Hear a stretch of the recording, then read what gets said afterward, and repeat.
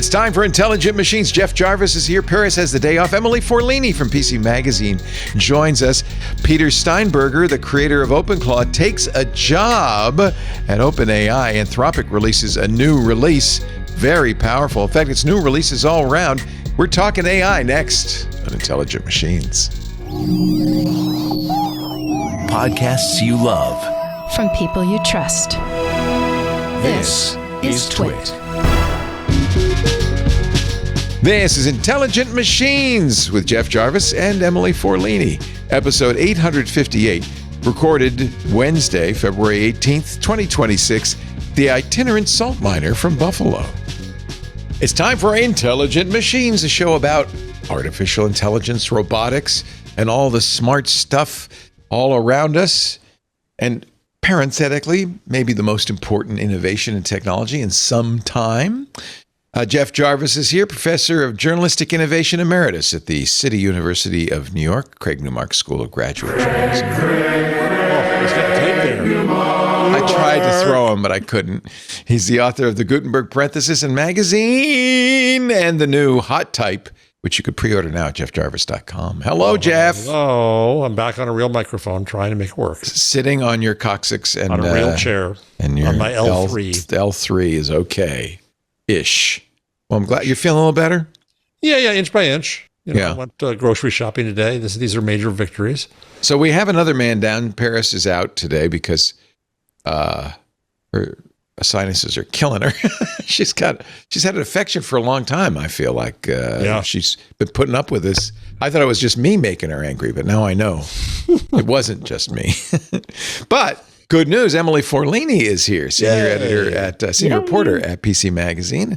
It's always great to see Emily. You see her every month on Tech News Weekly with Micah Sargent, and she does a weekly show with Mike Elgin all about AI. Hi, Emily. Hello. Glad to be here. Sad for Paris. I hope you're feeling better, Paris, if you happen to watch this, but it is nice to be here. Yeah, she was actually very happy to be able to get back in bed.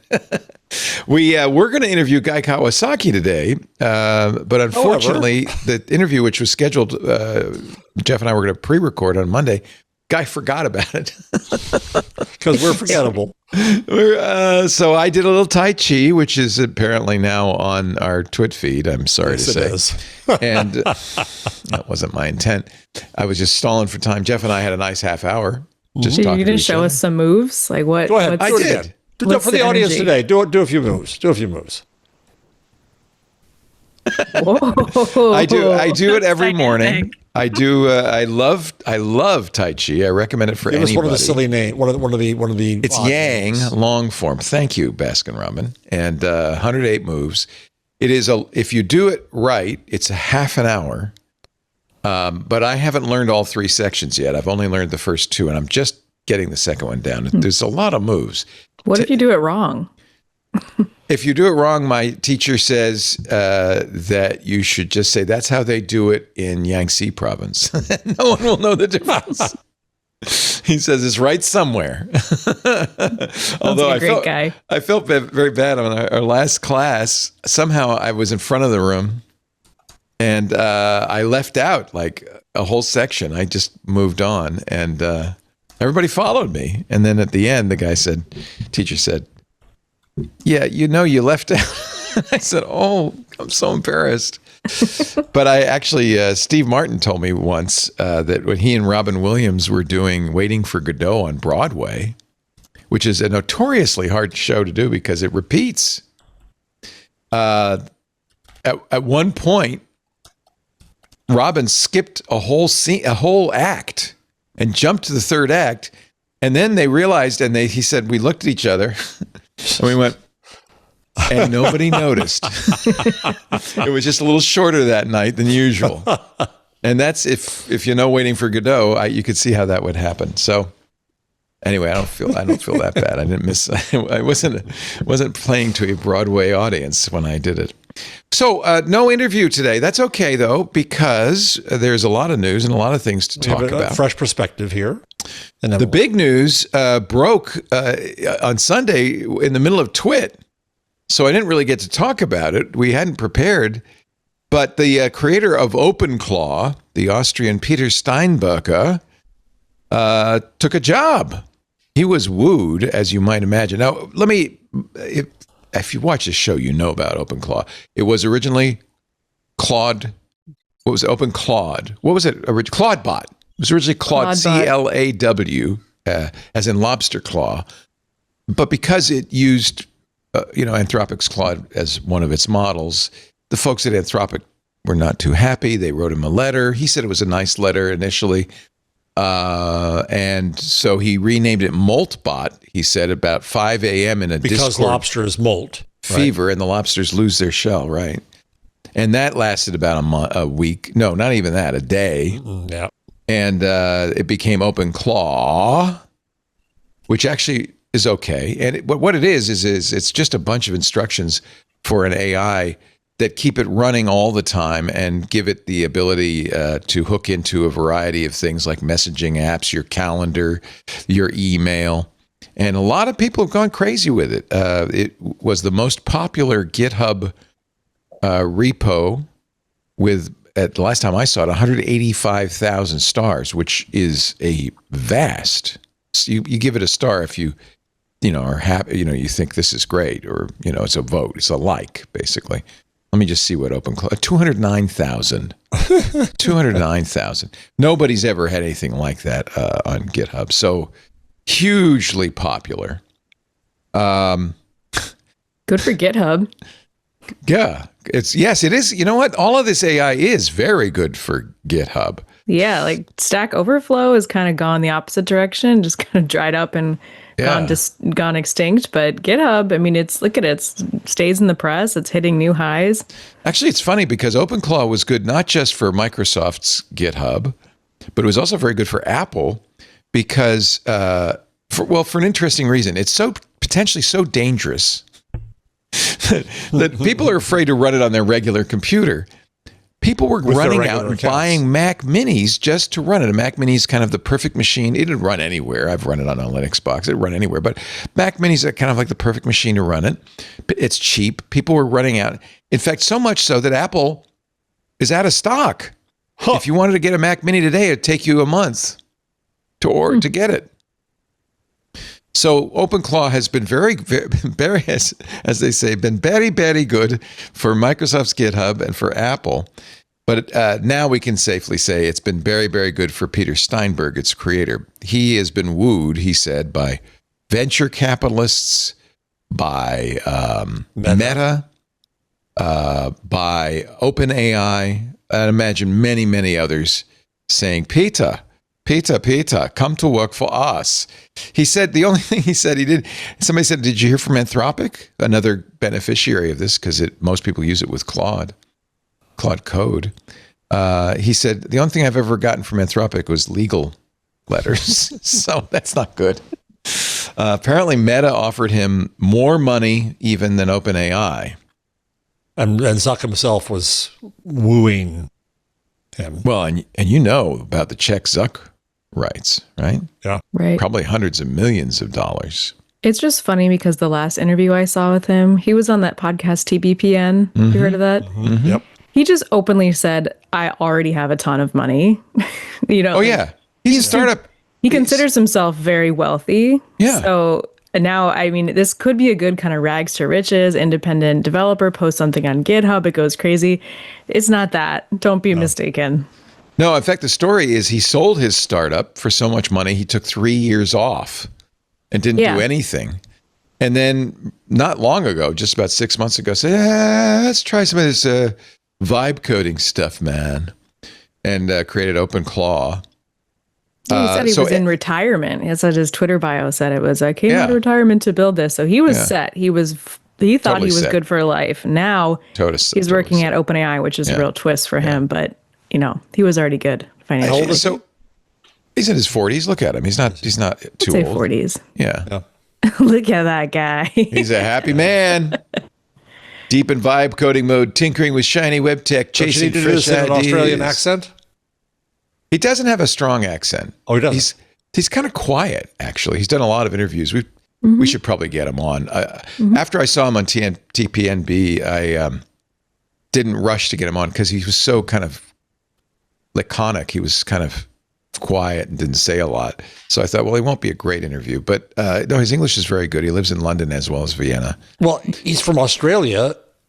He's Australian, not Austrian? No. Austrian. That's what I thought. Oh, that's what. Yeah. Okay, sorry. All right. There is a difference, Jeff. That's why I was waiting. I was waiting for Leo's bad Australian accent. Okay. Sorry. Yeah, that would be very off. Yeah. No, he talks like this.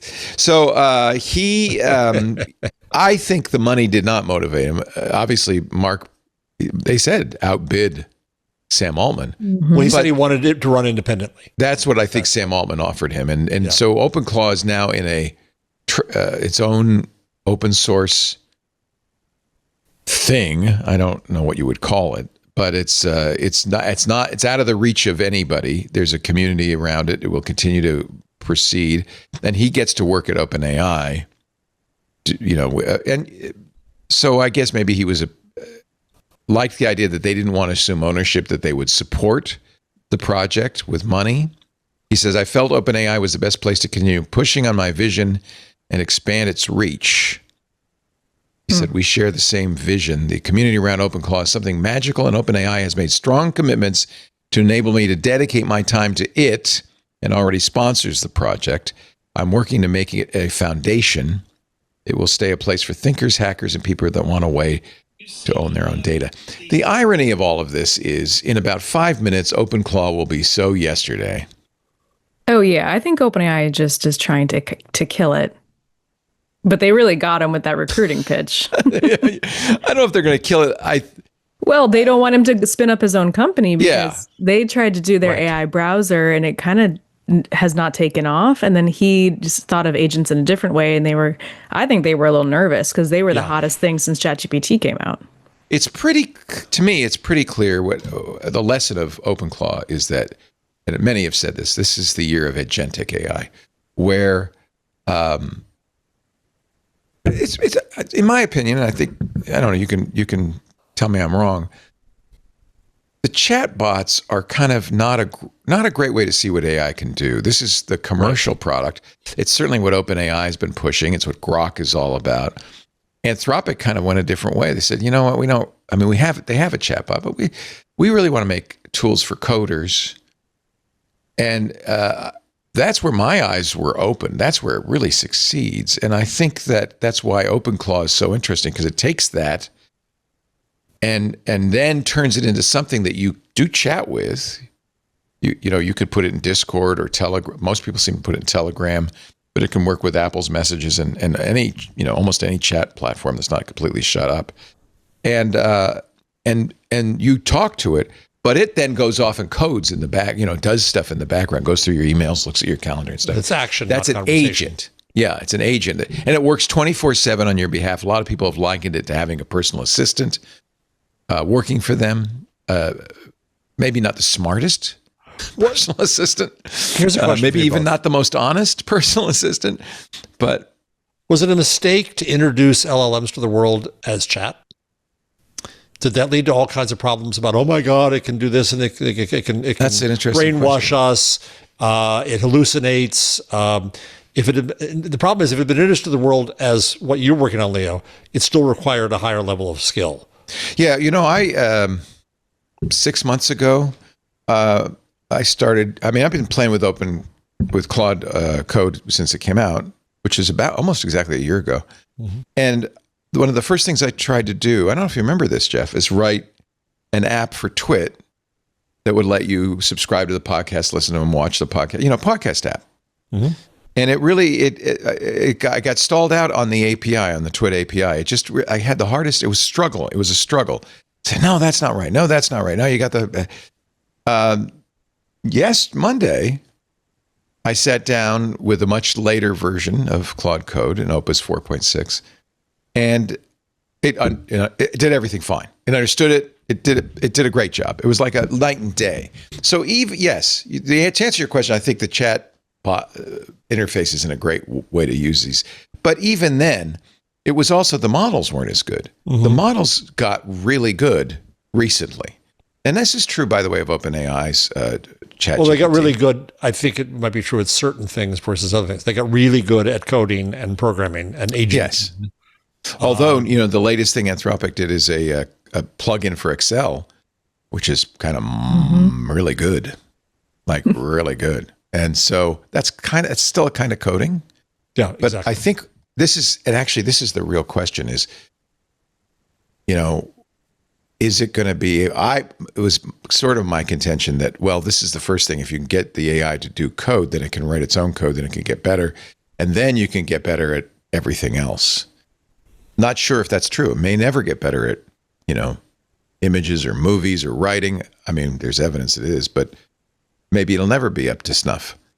Well, it is true that it's definitely a big AI coding moment right now. Yes. And I think that makes sense for us to focus on that. And you see OpenAI kind of trying to narrow in that direction.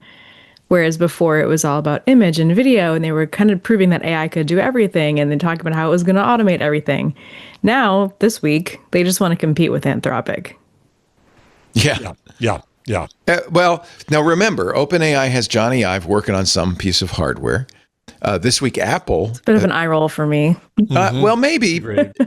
Apple has also, apparently, this is a rumor, but Mark Gurman says Apple is working really hard to release this year or next glasses, 3 kinds of agentic AI hardware pieces: glasses, earbuds, and a pendant. They're looking at a pendant. A pin. I want a brooch with rhinestones. Yeah. Flashing. Yeah. Well, Apple. I think it will be a fashion statement. Sure. But there's no point in that hardware. We saw the Humane pin. We saw the little R1. There's no point in the hardware if the software doesn't do anything you need it to do. So you've got to have this. But you need an interface to an agentic AI as well. And I think something that a wearable makes a lot of sense. So I think OpenAI knows that, and that's why they gave Johnny Ive $6 billion.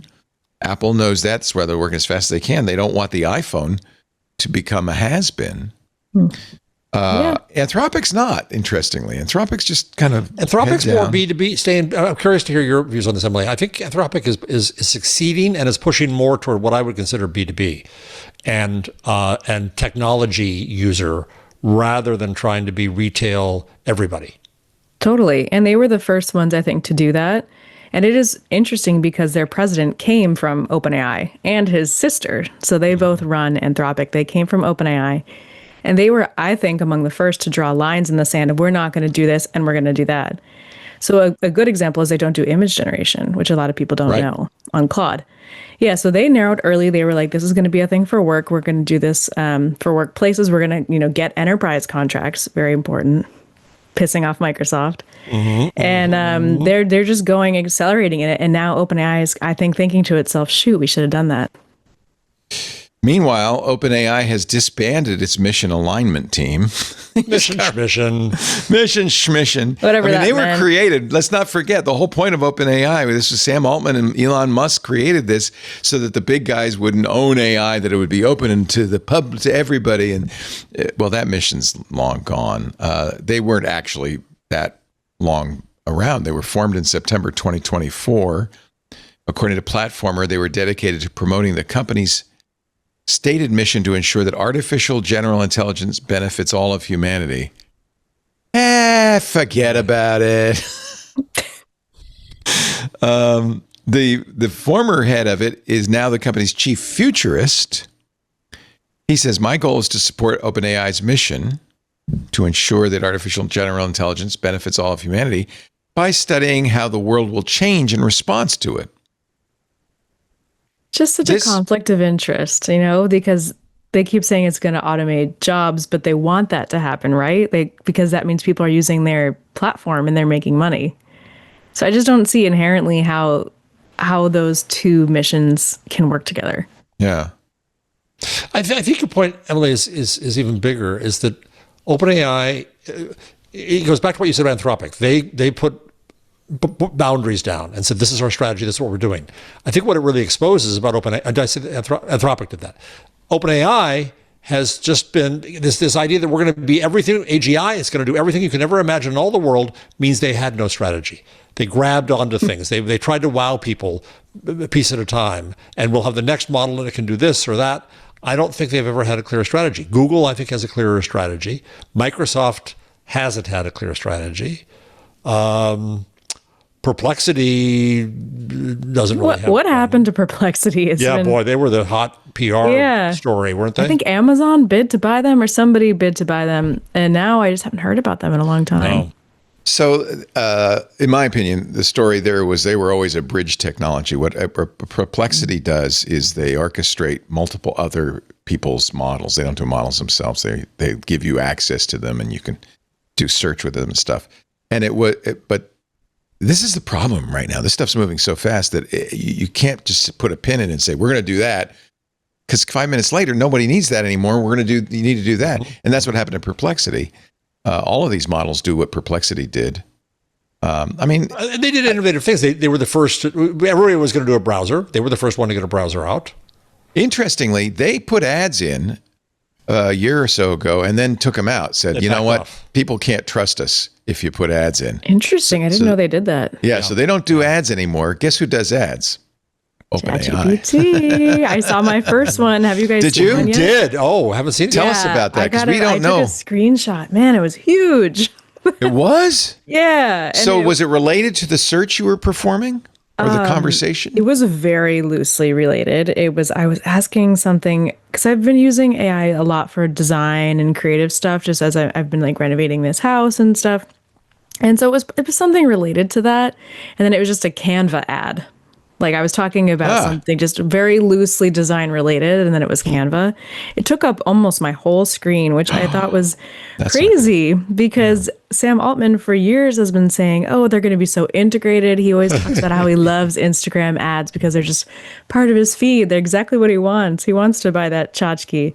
And then I saw this Canva ad and I was like, what the heck, man? What have you been saying? Remember how mad he got over Anthropic Super Bowl ad implying... I don't know if you guys can see. How do I do this? Yeah, let's see. Okay, this is my phone. This is a screenshot. I was talking. It's like I can't get it in the camera. It's right in the middle of the conversation. Yeah. Right. So I went to type something and I can't even see the previous conversation. See how my keyboard's up? Yeah. And all I can see is Canva sponsored touch up photos fast. I wasn't talking about touching up photos. Like I did not want to see this. And then there's a large disclaimer: ads do not influence the answers you get from ChatGPT or Chat. There's no answer. Yeah. So it was very disruptive, and I was not impressed. Huh. Wow. Well, we're going to do a disruptive ad in a moment, so hang on. Simon Willison did a diff between OpenAI's mission statement before and after, and what they've taken out is this line. We're trying to build AI as part of a larger community, and we want to openly share our plans and capabilities along the way. Gone. That's gone. The rest of it's basically the same, but that part is gone. Not surprised. Yeah. So Scooter X just put a story in the Discord. Said Canva gets to $4 billion in revenue as LLM referral traffic rises. Yeah, those ads work. So it's really. I haven't seen another one though. What's up with that? You know, like. Well, that's why it's not as well targeted, because they probably don't have as many advertisers yet, right? It'll get more targeted as they get more advertisers. Once they get somebody who's specializing in using AI to remodel your home, that's the ad you'll see. AdSense brought in an entirely new population of advertisers that didn't operate by the old rules. The old advertisers followed them. Right. If I was an advertiser, I'd be all over it. I'd be like, yeah, sign me up. You know, Google search ads were so amazingly effective because they were tied to your interests. They're incredibly effective. And now look at Instagram are trying to figure ads. out, how to advertise to agents. Yeah. Right. And I wonder if anyone listening works in advertising, because I feel like AI has quietly disrupted that industry, especially with Google search. You're paying for placement on Google search, but now it's just AI overviews. No one sees your ad. Yep. Well, look at Zoe Hitzig's opinion piece in the New York Times. She worked at Facebook, went to OpenAI. OpenAI is making the mistakes Facebook made. I quit. Having cashed out a lot of stock, I don't doubt. She says, I don't believe ads are immoral or unethical. AI is expensive to run. Ads can be a critical source of revenue, but I have deep reservations about OpenAI's strategy. Part of the reason she doesn't like it, and this makes sense, is that you have been sharing, maybe not me, but maybe some people have been sharing their deepest, innermost secrets with ChatGPT. And OpenAI has records of all of that. And she says advertising built on all that information creates a potential for manipulating users in ways we don't have the tools to understand, let alone prevent. And I see what she's saying. Mm-hmm. It makes a lot of sense. She says the erosion of OpenAI's principles to maximize engagement may already be underway. It's been reported the company already optimizes for daily active users anyway, probably by encouraging the model to be more flattering and sycophantic. Mm-hmm. Mm-hmm. Right? Is it still a nonprofit, OpenAI? Or are they restructured? Yes, it is technically. They've been trying to owned by, controlled by, but the company itself is a for-profit. Yeah, and okay. But so they did make successfully. That switch. Have they been able to split? I don't know. Elon's suing them over it. That's the core issue here, because if they were a nonprofit, they wouldn't have these profit incentives to do all these things. So they must not be a full nonprofit. They must have switched, right? Yeah, and in their culture, they never have been either. So yeah. That ship sailed when they ousted Sam Altman from the board and then brought him back. They were like, that was pretty much. They picked their lane. Yeah, yes, it's also exactly. when they realized that their strategy. I mean, they do have a strategy. It's scale, full stop. Right. Scale. OpenAI did. This was also New Model Week. We'll talk about Anthropic's new model in just a second. But OpenAI just released a hardware-based model, ChatGPT 5.3 Codex Spark, that's designed to work on a dinner plate-sized chip. I want to see a picture of it. Let me see if I can find a picture. This is Simon Willison showing you his test of AIs is whether it can draw a SVG, a scalable vector graphic of a pelican riding a bike, and he says it's pretty good. I think we should all get dinner plates and just eat chips off them. Yes. What kind of chips would you guys eat? Are you like a sour cream and onion? Are you? I'm a kind of salt and vinegar kind of. Salt and vinegar, same here. Yeah. You guys are very salt and vinegary. I also like salt and vinegar. It fits. Well, welcome to the show. So we can get plates of salt and vinegar chips. It's perfect. We'll fit right in. I'll tell you why I think it's interesting that they're doing this. If you're going to do an agent, if you're going to do a pin, a rhinestone encrusted brooch, you can do earbuds or glasses. You got to have fast, responsive hardware, and it's got to be small and portable. And so it makes sense that they'd be working along these lines. It seems to me. Mm-hmm. Anthropic also put out a new model, which I've been playing with. 2 weeks after they released Opus 4.6, they've released Sonnet 4.6. Remind us of the difference between Sonnet and Opus. Yeah, Opus is the highest end model. Sonnet's the mid-size, the mid-range model, and Haiku is their cheap model. And it's both in all three cases, it's in terms of intelligence, but also cost, right? Mm-hmm. So, for instance, the summaries that I generate in our show rundowns that I present, the briefing book I make for you guys, those are done not by Opus or even by Sonnet, but by Haiku, because Haiku is sufficient. And it's cheap. It's 25 cents a week for all of those summaries that I generate. It's cool that you do that you know all this. I mean, not many people know what Sonnet, Opus, and Haiku are off the top of their head. This is part of what he does. What I do, baby. It's cool. I love this stuff. I love it. So one of the interesting pieces that they added, though, when they released 4.6. So 4.6, they're not really forthright. I've seen a lot of speculation about what Sonnet is in relation to Opus. It seems to be they're essentially similar models, but slightly modified to be less expensive. There were stories that Sonnet 4.6 was that Opus 4.6 was going to be Sonnet 5, and then it was so good they said, "Oh, we'll call this Opus 4.6." So it's not really clear. It's kind of like when a chip maker makes the same chip, but part of it doesn't work, so they bin it, they chew, and they make a lower end laptop with a lower end, the broken chip, and a higher end. And every chip maker does this. I think this is kind of similar to that. Hi, this Sonnet is Benito. 4.6 Like one of them eats all the tokens. That's what I know. One of them. Well, I'm going to tell you about that in a second. It's actually kind of like Wi-Fi plans. You're getting Wi-Fi for your house. You're like, how many bits or megabytes do I need? You never know. And so you're just like, oh, maybe I'll just pay for the maximum plan, the new fiber Optic, the whatever. That's like Claude's $200 a month plan. You think you need that to do something like you made the rundown. So you just start paying. And then you realize, oh, actually, I need half of that, a quarter of that. Yeah. Yeah, but you don't know how much you need. So it just depends basically how much money you have and how excited you are about So this is when you're in Claude Code, you can choose the model. These are the choices. But notice there's something. You could choose Sonnet 4.6, but there's also Sonnet 4.6 with 1 million token context.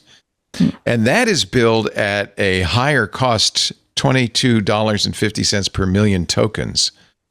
If you want to get Opus 4.6 with 1 million context, that's $37.50 per million tokens. So who's the customer, do you think, of looking at that? Well, developers. So they also, when they released 4.6 Opus, they offered a fast mode, which you turn on. It costs twice as, actually I think it costs 6 times as much in tokens, but it's faster. It's for people with lots of money who are in a hurry. It's very much. That's what I'm saying. It just depends how much money. It's not smarter. It's not better. It's just faster. Right. You just don't care. You just want to. All of the stuff I've been doing since November 24th was with Opus 4.6. We've talked about this on the show before. One of the things that happens to a model, context is, it loads in your papers, Jeff, and your instructions and the various instructions you've set up for it and stuff, and it starts to fill up. It's like it's memory. It's memory. It fills up. When your context gets mostly full, that's when AI starts to hallucinate. That's when they start to act silly. Okay. So it's always a little bit of a struggle as you're working to keep your context from getting to more than 80%. Past 80%, it's unreliable.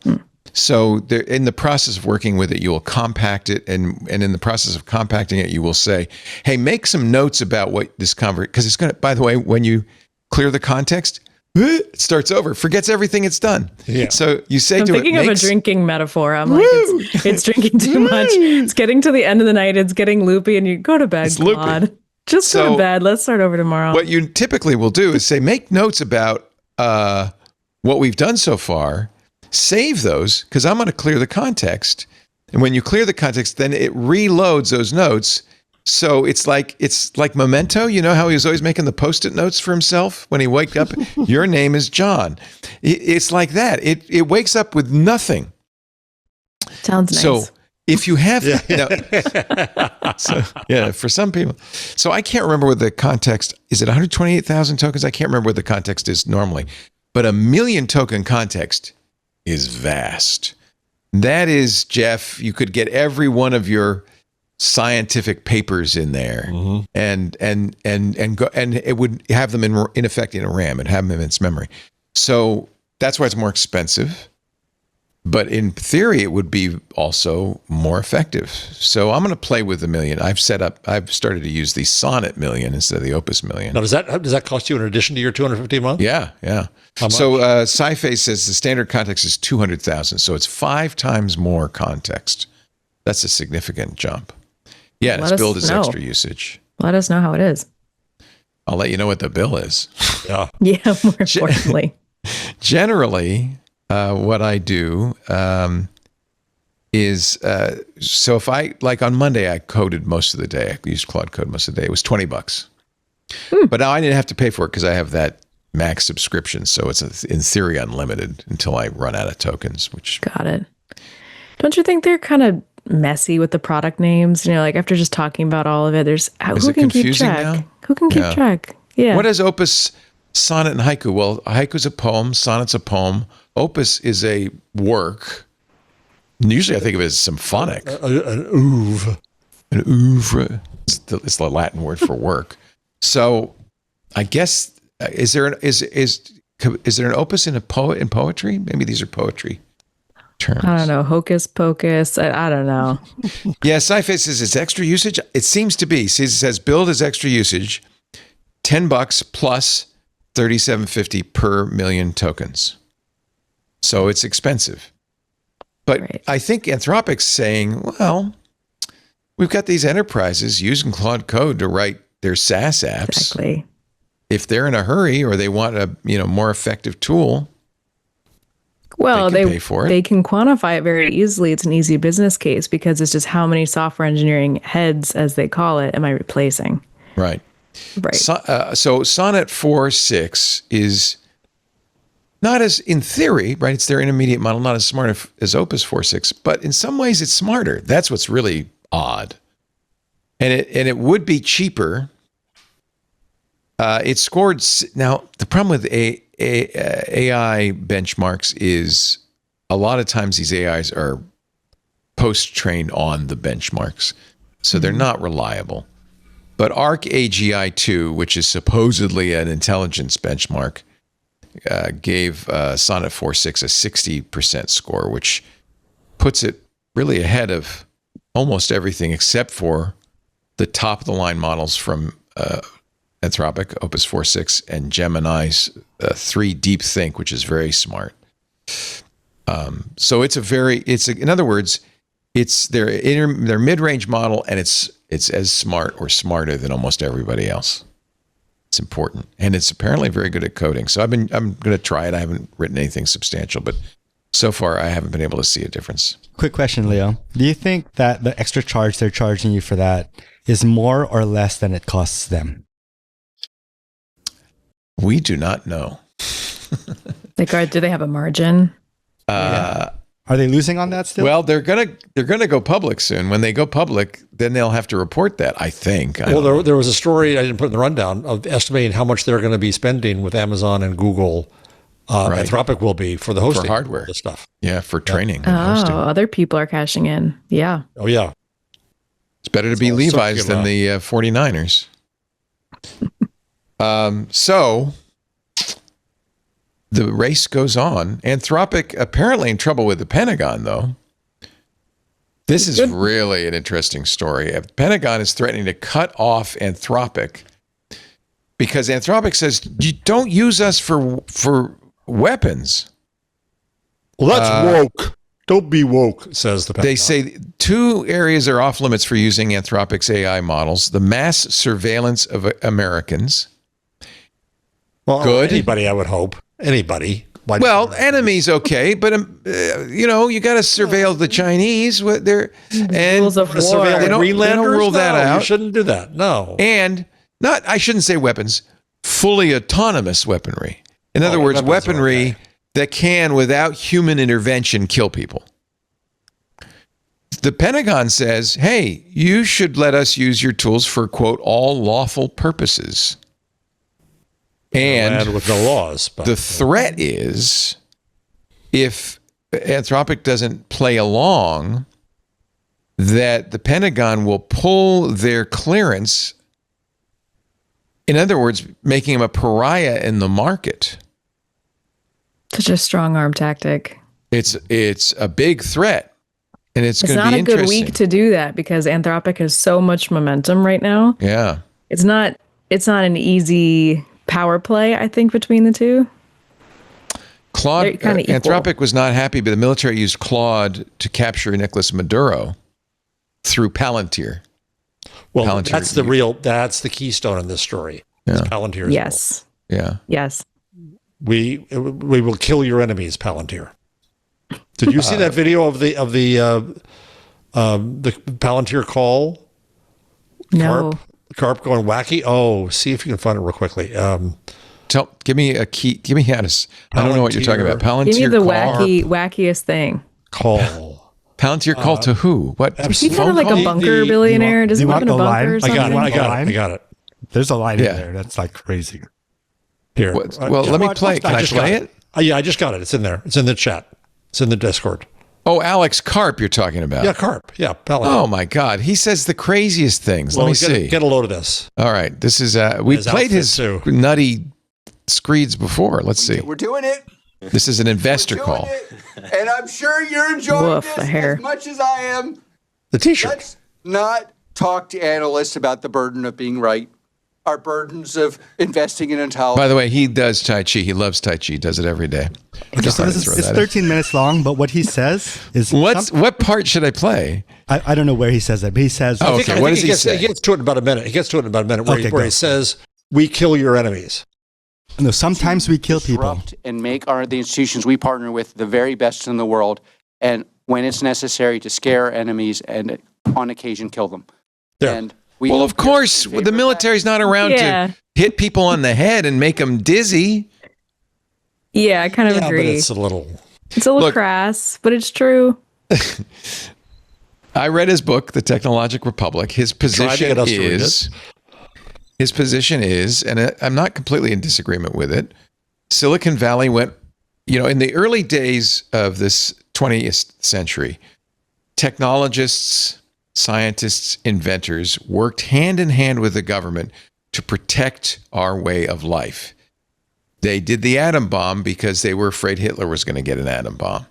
That was the Manhattan Project. He says, but then what happened with Silicon Valley in the 80s, 70s, 80s, and 90s is they took all that brain power and started making toys to make money, like, smartphones. That's so true. He said they need to get back to working in partnership with the government to preserve our democracy, Now, he then we got that phone call's coming from inside the house these days, but we'll leave that aside. Yeah, I don't know if this is the right time for that mission, but I agree with the premise that technological development used to feel more purposeful, and it quickly became shiny toys with Silicon Valley. I agree with that. Yep. Consumer economy. I'm reading the book, and for the first 6 chapters, I'm going, yeah, you're right, yeah. And then he goes off the deep end, just as he did here. I mean, that sounds like capitalism to me, though, right? That's what capitalism. Yeah, that's all it is. But we've always had capitalism. We have a different flavor of it now. The Ford factory made tanks in the World War II effort. The American industrial might. We won World War II because we had an amazing industrial base, and we were able to do that. And Germany did too, by the way. It was nip and tuck for a long time. Mm-hmm. But ultimately we prevailed because we were richer, larger, and had, more industry. We were able to do that. And then what did FDR say about that whole thing? Then what did FDR say about the whole military industrial complex? Well, that was Eisenhower. That was Eisenhower. Oh, was that Eisenhower? Sorry. So, yeah, it was later. A general, so... Yeah, he knew. Well, what happened was there used to be the best technical talent in the government. Now, because everyone's making so much money in Silicon Valley, the best technical people are not in the government. Right. So now the government's woefully behind. They also have more regulation, of course. Silicon Valley has people who want to move really fast. They want to make a lot of money. So the missions are just different, and what each is pumping out is different. So I guess the best Pete Hegseth can do is just threaten them. So that's what he's doing. Alex, in the book, quotes a number of... I have my notes here somewhere from the book. Let me see if I can find it. Military thinkers and so forth. His philosophy is might makes right, that if you want to preserve your culture, your way of life, you need to be the strongest. And I'm not sure I completely disagree.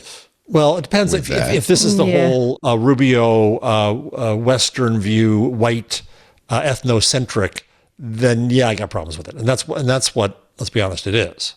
Yeah, I don't think might makes right. We're supposed to be moving beyond that. That's like the whole point of society. Yeah, but we're not. Yeah, that's an unrealistic point of view. But that's why we don't murder each other. Yeah. That's might makes right. What is that? The old Locke or Hobbes or something? Social contract. We're supposed to not be doing that. It was about the era of collaboration and peace. But it's realpolitik. I mean, let's be. He says the only thing in the book that will ever prevent nations from beginning war is terror. What? No. He says they have to be afraid of us, but that's what preserves peace. It's that mutually assured destruction, right? Wacky shit. I mean, let it be known I was open-minded. It's only the Western countries that have invaded any other countries in the last, how long? So, why is he the one talking this? It's America that's been invading more countries than any other country. Well, and the UK, and yep. Mm-hmm. Not really peace-oriented. Colonialism and imperialism. Yeah, it's colonialism. That's colonialism talk. Yeah, except that if your adversaries... Let's say our adversaries today always are China. The victim. America's always the victim in the framing of this. But always America's actually the aggressor. Or the savior. But if your adversaries are, as they are today, China and Russia, they have no hesitation We've seen it in Ukraine. We'll see it if China invades Taiwan. They have no hesitation in using kinetic power to enforce our allies their in goals. Europe are being treated as adversaries when they're our best allies. Well, that's a mistake, but I don't think Alex Karp is advocating for that. He's just saying he's all in with that crew. Well, yeah. This is Peter Thiel land. This is no. This is isolationism. Put the walls up all around. Well, actually, and the enemy they're talking about is 5-year-old immigrant children, and they're using Palantir for that. I'm not trying to get too political here, but if you're talking about them portraying enemies and what to do with them and how to use this technology, they're treating immigrants as enemies. So, okay. This is such a big conversation. I'm like, what point do I want to make? I honestly think that look, I'm not sure I believe in it. I'm kind of more of a pacifist. In fact, you just want to use Claude Code at home. Just relax. I think most humans want peace, right? I mean, really, that's what we want. We want peace. We want prosperity. Lazy. We want to live and let live. It's not lazy. We want to live and let live. We want a peaceful environment in which we can prosper and take care of our family and be able to feed them and all of that. People like Alex Karp say that, well, that's all fine, well and good, but when you have adversaries who want to take you over and dominate you, you also need to have a strong military. They need to be afraid of you. You can also say that. Why is he writing a book about it? We're not Costa Rica, which doesn't have a military. Like, what's the point? We have a military. His point is that there are a lot of pacifists in technology companies today, like perhaps Anthropic, who don't want to engage in that, who say, well, but we don't want you to use our tools as part of your military might. They don't acknowledge the need to have a military might to protect yourself against adversaries.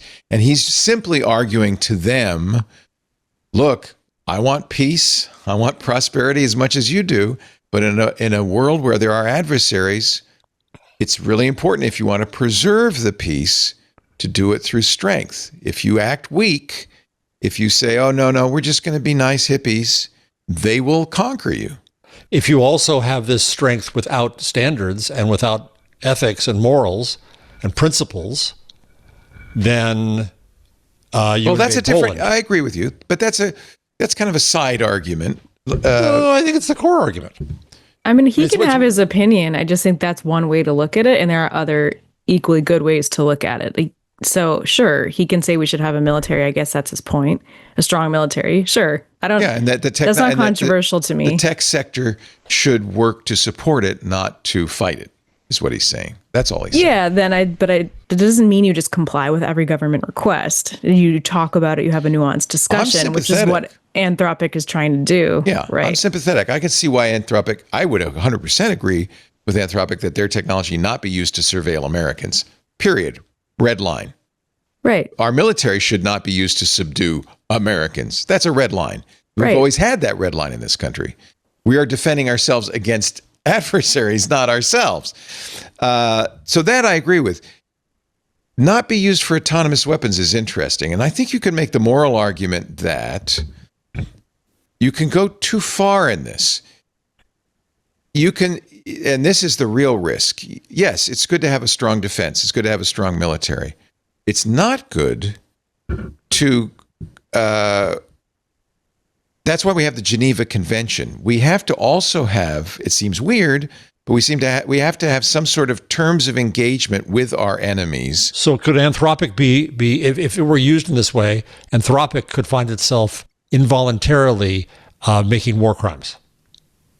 Yeah. And because so they have liability. The risk of creating autonomous killing machines is that our enemy will create autonomous killing machines. So just as with, nuclear anti-proliferation, we abjure certain technologies because we don't want to escalate into the destruction of the world. So we won't do it if you don't do it. That's another part of defending our way of life, right? So I think Anthropic is not wrong saying, well, we don't want to get involved in autonomous killing machines. Mm-hmm. And just to spell that out, because it is a little buzzwordy. I think he's basically saying we don't want machines that are going out there doing things on their own, and actually we don't even know what they're doing. Precisely. So and I think there's a reasonable red line that there should always be a human in the kill decision. Right. There are people who say there should never be a kill decision. That's where Alex Karp would argue, well, there has to be. People have to be afraid of you. People have to think you're willing to kill them to defend yourself, or you are not making a defense. If you're a private entity, is there a reasonable red line in saying that I will work with this kind of administration, not that kind of administration? Well, and this is where I think the administration has gone too far, because Hegseth and the Department of War have basically said, look, you cooperate with us, or we're going to make you a pariah. You will not be able to work with anybody, any government contractor. You will be on the do not work with list. They're blackmailing Anthropic. It could be good for Anthropic. It could be good for Anthropic, exactly. Yeah, like that's what I'm saying. I think this is a bad moment for them to threaten Anthropic because the momentum is overwhelming. Like they just raised another billions of dollars. OpenAI is shaking in their boots over Anthropic. It's not a good week. They could be the Jimmy Kimmel of AI.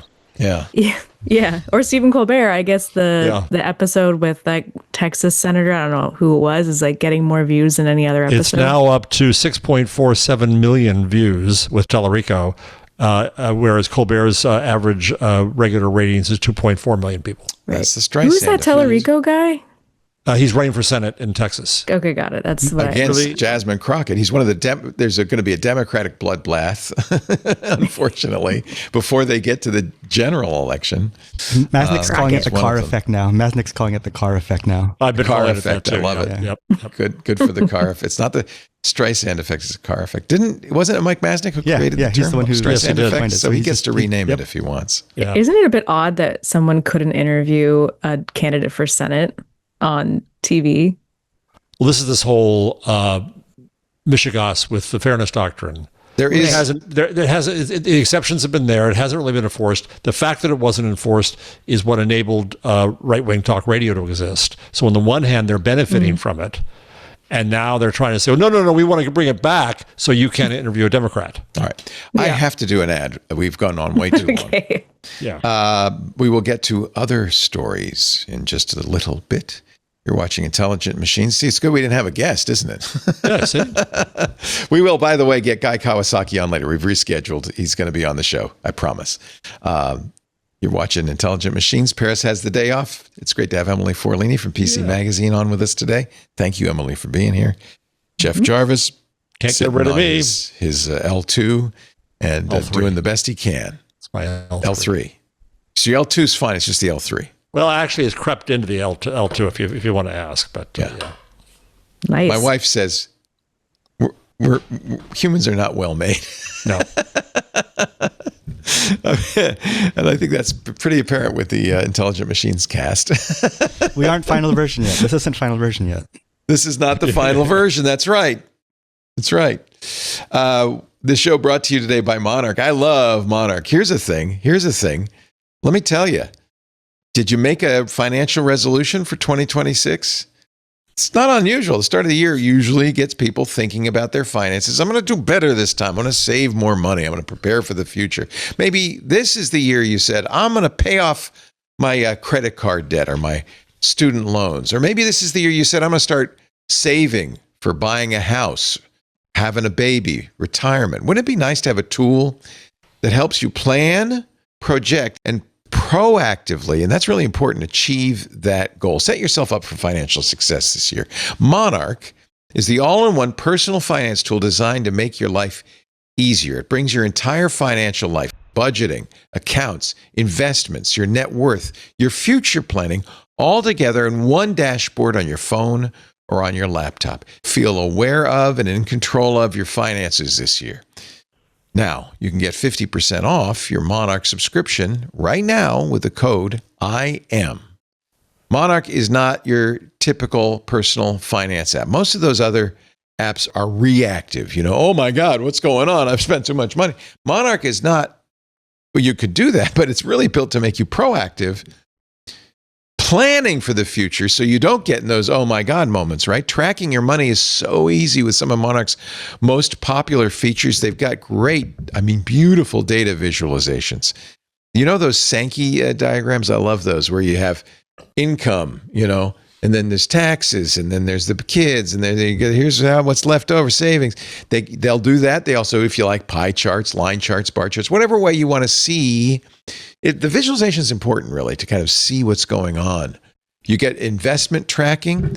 I absolutely connect all my accounts, my investment accounts, my savings, my checking, my credit cards, my house, everything in there. So you get a visual picture of your portfolio performance. You can compare it to the other stock indexes like the S&P 500, see how you're doing. Oh, I love this feature too. You get partner filters, which allow individual and partner filters, which allow you to share your Monarch account with your partner or your financial advisor at no extra charge. That's really nice. In fact, I've set it up now I have never had a financial advisor. Lisa said, you're getting one. Go to my guy. So I just set it up so so Bill will get that. No extra charge. He can see, we can look together at what's going on. And it means I don't have to bring in a sheaf of papers. I can just say, here's my Monarch dashboard.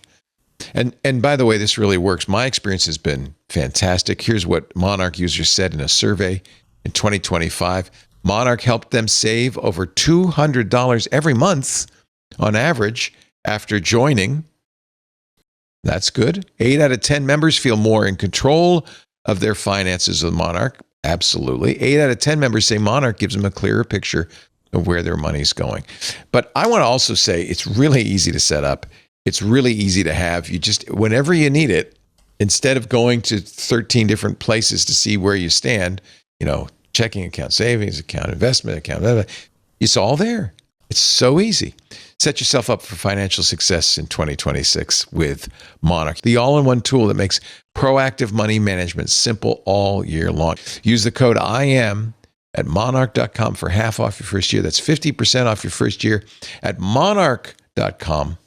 Use the offer code IM. Thank you, Monarch, for your support of intelligent machines.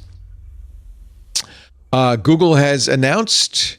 So Apple has an event coming up March 4th. They're probably going to announce the iPhone 17e or whatever they call S or inexpensive. Cheap. Pardon me? Cheap. Cheap. Yeah, the iPhone cheap. The iPhone cheap. Google is not dumb. So they said, you know what? We're going to launch our cheap version of the Pixel 10, the 10A. It's going to launch March 5th. The day before the Apple event for $499. Actually, is it maybe the basically they've just launched it. You can order it now. I guess it's the Tensor G4 from the Pixel 9a. So they're not really improving the processor. It's a little bit better display, faster charging. It's not. I have to say, it's not a massive improvement over its predecessor, the 9a. The 9a. Right. Are you guys Google, Android? Are you blue? Are you green? I live La Vida Google. La Vida Google. I have. I actually am an iPhone guy. You're iPhone, I'm sure. I have an iPhone. Yeah. Yep. But I also have. Okay, wait. Why? Why are you sure? Oh, just you got to be. Because you're in a pink jacket. I got a pink jacket and an iPhone. You're right. Nobody in a pink jacket uses an Android phone. Okay, and you're in a chili pepper button. Yeah, you know what that tells you? I use both. Is what that tells you. It tells me it's spicy. So yeah, you use both. I use both. And a foldable. I have a Pixel. I didn't buy the new 10, but I have a Pixel 9 Pro XL. And I just put, by the way, and it was really easy to do, the privacy-forward third-party Android version called Graphene. And I just want to say, I know a lot of our listeners use Graphene. I just want to say it was incredibly easy. I had kind of put it off because I thought, because I've done third-party ROMs on Android phones before, and it used to be a lot of work. You connect a USB port, and the whole thing can be done through the web, through your browser. It took no time. The whole point of Graphene OS is it's using the open source AOSP version of Android. You don't need any Google services on it if you don't want, but you could sandboxed install the Google services in the Google Play Store, but there are third-party stores. I think it's I'm liking it, and I'm thinking it's good to have a non-Googled phone. It's a good phone. Camera's good. I get to still use all that stuff. If I want to use Google apps, I can. But it's Android without the Google. By the way, Paris has just texted us. Yes. Jiminy Christmas, she said. Steroids are amazing. So I guess she's feeling better. Join us, Paris. Bring the roids. She's on the roids. Anyway, to answer your question, I use both, but I'm an iPhone. I don't want to be an iPhone person. I'm soured on Apple, to be honest with you. I think they've gone the same way Microsoft has gone. They've become a dominant big tech player that insists on their way and locks you in. And I'm using Linux mostly on my computers, and I wish I had a phone that I could use that would work nicely. But I changed my assessment of your shirt. I think it means you use a foldable phone. Oh, it's my foldable phone. Oh no, am I right? Yeah, you are. You mean this? You mean this? Is that what you mean? I am like You're psychic. Yeah. Shirts and phone usage. Look at that. Doesn't that say foldable phone to you? Namaste. The third eye speaks. Let's see. Okay. I did mention that Google also, speaking of Google, has a new model. It's called their DeepThink. It's designed for science. And people are saying very good things about Gemini 3 DeepThink. I don't do science, so I have no personal opinion about it. But one of the things they've done, they're doing AI drug discovery. Mm-hmm. That's God's work. Yeah, that's a spinoff, right? That's a new. They've spun off Isomorphic Labs from DeepMind. They have a new system called the Isomorphic Labs Drug Design Engine, ISO-DDD. They say it's even better than AlphaFold 3 at creating new molecules. I've heard about this in relation to materials science. Yep. Trying to find new materials. Yeah. I like that you included these, even though I'm not sure we're able to really get deep into them, and the medical space is hard. But I do think medical uses of AI are something people are actually really excited about. Yes. It's just unclear. Is it happening? Is it good? Of course, everyone wants the best care. It's so personal. Maybe the tech reporting should do a little bit of a better job staying on top of that stuff. Well, and we're in some really interesting times because we have conflicting elements here. On the one hand, you have RFK Jr. and his Health and Human Services shutting down a lot of scientific exploration. Yeah. Right. Moderna has said, we're not going to do these clinical trials. They just shifted on the Moderna on the flu. They did. Yeah. But they've also said, we had Epstein-Barr vaccines in process. We have a lot of interesting stuff in process, but we can't recoup our investment if we don't have a market in the United States. And since we won't have a market in the United States with the FDA turning their nose up at our stuff, we're not going to do the fundamental research. So it's not just the U.S. that loses. Yeah. It's the whole world that loses. Interesting. I think that'd be much better messaging for this administration if they went in on the medical stuff, because people care about that. Instead, they're just like data centers, which nobody likes. That's the face of their AI policy. Yeah, there was a story, and I forget which on the papers today, that the heartland religious are ganging up against AI. And the funny thing is, the Democrats are playing close to becoming anti-AI, which I think is a mistake.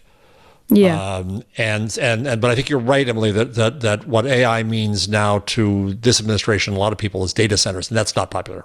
And deals, big dollar money. Signs, big money. And I think, I just think that's a losing strategy. And it's the whole AI conversation. Just personally, I feel like in the last couple months has kind of gone downhill. Just the quality. Well, that's what I mean is you have, on the one hand, you have a kind of anti-science government shutting down science in such a way, shutting down funding for science in such a way that we may be wounded by this for decades or forever. On the other hand, you've got companies like DeepMind creating tools that can create new medications, can create new solutions. And it's almost a race between these two different forces, opposing forces. I don't know what the outcome is going to be. I think we live in interesting times. I don't know. We're all just going to be on Ozempic and call it a day.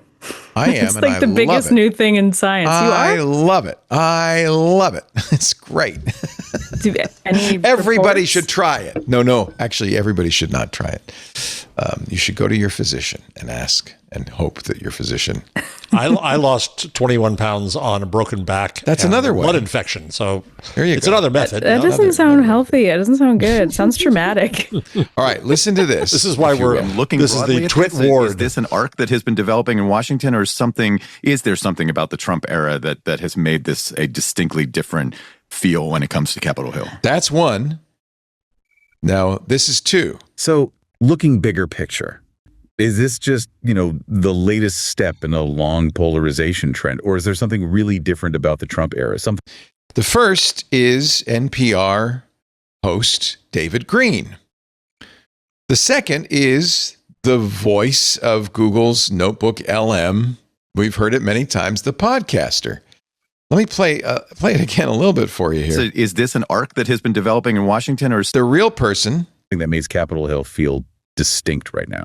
The AI person. Do you think that's the same? No. David Green does. He's suing Google, saying, you stole my voice. And he admits he has no evidence that they trained on him. Well, in fact, when we talked to Stephen Johnson, who was... he still is the editorial director of Notebook LM.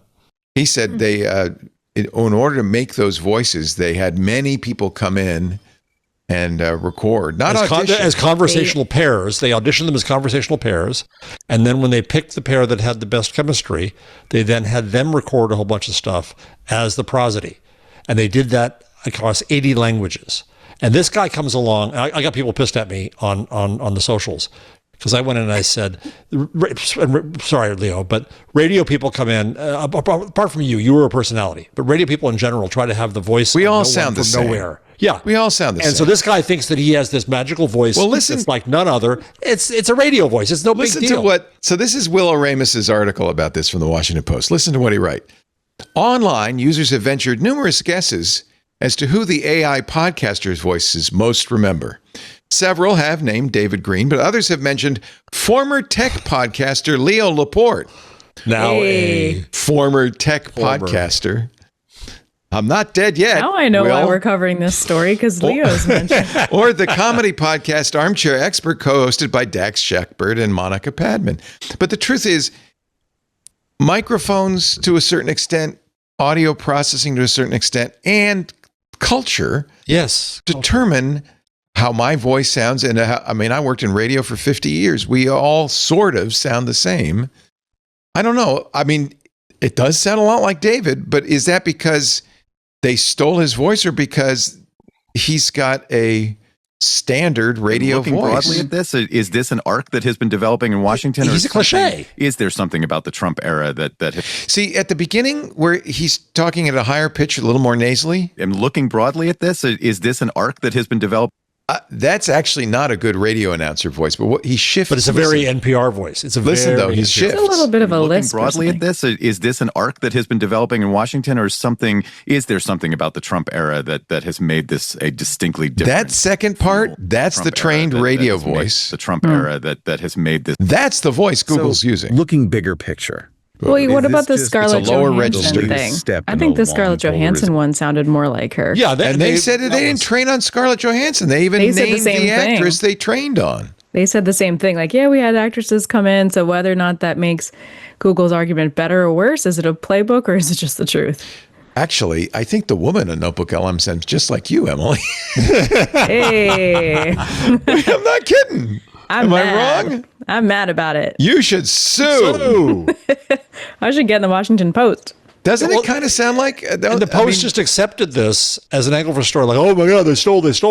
Well, it is a story because there is a lawsuit. We had but he admits that he doesn't have evidence of it. We have Stephen Johnson on the record months ago.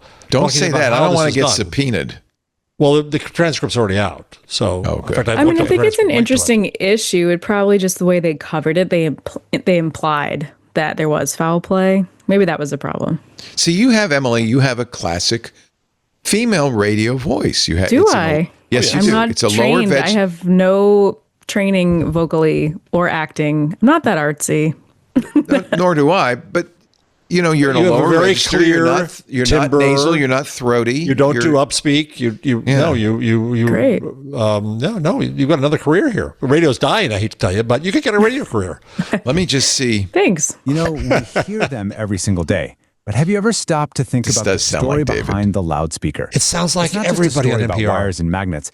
It's actually this It's the NPR personal voice journey of a young Danish immigrant who was supposed to spend.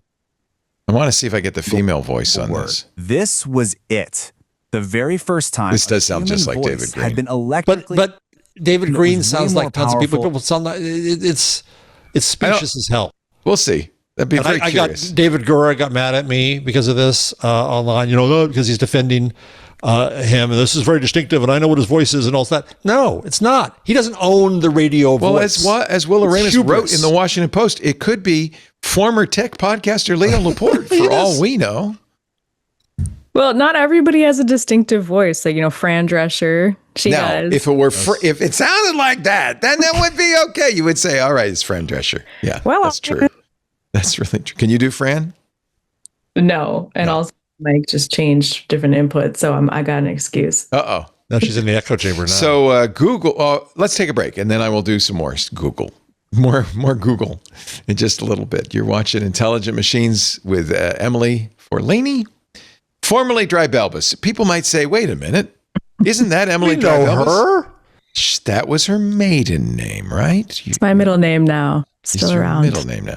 Can I? Did you hyphenate or just made it your middle name? Oh God, no. I mean, you can't hyphenate that name. Emily Drybelbus Forlani is a lot of syllables. I admit. It is, but hyphenating, that's a true curse. It wouldn't fit on any form. Yeah, no. No, Forlini's nice. It's a nice Italian name. I like it. It's Thank you. And yes, it's so nice to see you. Thank you for being here. Also, Jeff Jarvis. That's his real name. It's hard to believe. Well, actually, no. If my great-grandfather had made my great-grandmother an honest woman, as they said in the day, my name would be Ryan. Oh. Wait, so you have your great-grandmother's name, not my great-grandmother was made with child by a traveling salt miner from Buffalo. At least she knew his name. I always knew you were a gypsy. But here's the thing. So my parents, this is a great family shame. And there came this moment, my mother said to my father, Daryl, it's time you tell them. My sister and I are thinking, what's So you're saying this all began with a traveling salt salesman from Buffalo? No, a salt miner from Buffalo. And he's in West Virginia, and great-grandma gets pregnant. And so then her son, my grandfather, can we say itinerant salt miner instead? Better, yes. So her son, my grandfather, is raised by his grandmother as if she is the mother, and his mother is Aunt Ethel. Aunt Ethel, the itinerant salt miner from Buffalo. No, Aunt Ethel. Wait, I didn't expect Aunt Ethel to be the punchline of that story. Who is Aunt? Aunt Ethel was the mother, but she didn't act as the mother because that's the time. It was a great shame. So she didn't acknowledge her parenthood. The grandmother claimed parenthood. And so we didn't know. My grandmother, who married my grandfather, was so ashamed of this. There were love letters from the two that she destroyed. So we had no record. Oh, so this wasn't just some itinerant salt miner from Buffalo passing through. There was something going on. There was a relationship. Well, but we found out so then my daughter went through the whole 23andMe and all the other stuff, and she discovered the father. Before my father died, we got to show him pictures of his that's cool. grandfather, which was pretty cool. This is good family lore. Yeah. I'm not sure I follow it, which is often the case with family lore. It seems more my stories. You had to be there. Yeah, it's complicated. Sure. I need a chart. Can you have a Nano Banana create a little chart for us, please? That would be nice. So I'm Jeff Ryan. Okay, Jeff Ryan. Jeff Jarvis. Riley. I'm sorry. No, I'm wrong. Riley. Right. Oh my! Now it's doesn't even know his name. Oh, I don't even know my name. I'm so the itinerant salt miner from Buffalo named Riley. Riley was your great grandfather. My biologically, great-grandfather. But who raised your great-grandfather? His Aunt grandmother. his grandmother, and Ethel was the mother, but she was called his aunt. Ah! I'm going to be honest, fully lost. Very noble. The mother-in-law of the itinerant track it. salt miner from Buffalo. The mother of the mother. Who would have been the mother-in-law of the itinerant salt miner from Buffalo had they tied the knot, but they did not. They did not. Hence the great family shame. Yes, exactly. All right, show title, Aunt Ethel. Actually, I was going to use the itinerant salt miner from Buffalo, but I could tell you like that. You were like, yeah, that's a good line. Trying to. Who knew there was salt mining in Buffalo, by the way? There is a lot. I have to admit, I didn't think of that point during this. I just found out, we're going to go into another rabbit hole here, another mine here. There was a mining community in New Jersey that mined fluorescent materials. And you can go into the mine these days and they turn off, though there's no lights there, but they turn on black lights and everything glows different colors. Is it phosphorus? I guess so. I don't know. Must be highly poisonous. A professor at Montclair State is doing a class about it. Wow. Okay. That's in my neighborhood. Here in Jersey. Oh, you're in New Jersey. That's right. I forgot. Yeah, right. You're both in New Jersey. Hello. Both of these guys are in New Jersey. That explains a lot. Got to get on our level. That's what that means. All right. Everything's legal in Jersey. We're going to take a break. We will come back with more. How you doing? In just a little bit. Our show today brought to you by Bitwarden, the trusted leader in passwords, passkeys, love passkeys, and secrets management. Bitwarden is consistently ranked #1 in user satisfaction by G2 and software reviews, with over 10 million users across 180 countries and more than 50,000 businesses, too. One of the things I love about Bitwarden, because it's open source, I think, they're always improving things. They're always getting better. They always want to make things better. So there's always new features. I mentioned passkeys. They've made this so easy now. I used to do passkeys on my phone, but then I had to have my phone with me, right? And then it would say, okay, scan this QR code. But now I have Bitwarden on every device. So I just save the passkey in Bitwarden. It makes it so easy. I don't have to type anything. I just click the button and it's there. Bitwarden pops up, says, here's the passkey. You're in. Whether you're protecting one account or thousands, Bitwarden keeps you secure all year long and with all sorts of great features like the new, for business, this is great, the new Bitwarden Access Intelligence. One of the biggest problems in business these days, your employees, I know you're not, but your employees are terrible with their password hygiene. They use weak passwords like, monkey123. They use the same password again and again and again. And oftentimes, that's a problem because if that password is exposed in a data breach, which happens all the time, right?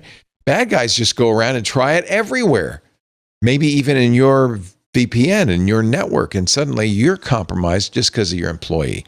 So you need Bitwarden's Access Intelligence for enterprise. It can detect weak, reused, or exposed credentials, but the best part is it immediately guides remediation. It actually gets the employee to replace the risky password with a strong, unique one generated by Bitwarden, and that closes a major security hole. Credentials are, I think, the top cause of breaches, certainly one of the top causes. But with Access Intelligence from Bitwarden, they become visible, prioritized, and corrected before exploitation can happen. They also, so that's for enterprise, but don't worry, we regular users get the benefits too. Bitwarden Lite, for instance, brand new, delivers a lightweight, self-hosted password manager. It's built for people with home labs. They want to do little personal projects, environments that want quick setup with minimal overhead. If you are using AI, agentic AI, if you're doing OpenClaw, you're going to love Bitwarden's MCP server, which keeps your credentials private, secure, and on your device, and still gives your agent the opportunity to go out and see the world.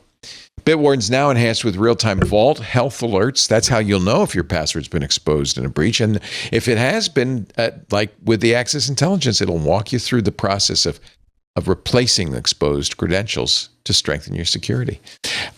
I know another thing I love about Bitwarden. A lot of people use their browser as their password manager. That's not perfect, right? Because your browser isn't everywhere.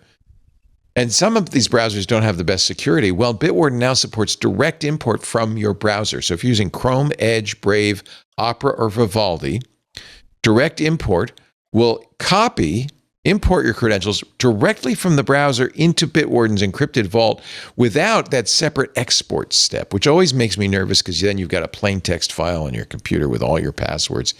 That simplifies migration and helps reduce exposure associated with that manual export and deletion step.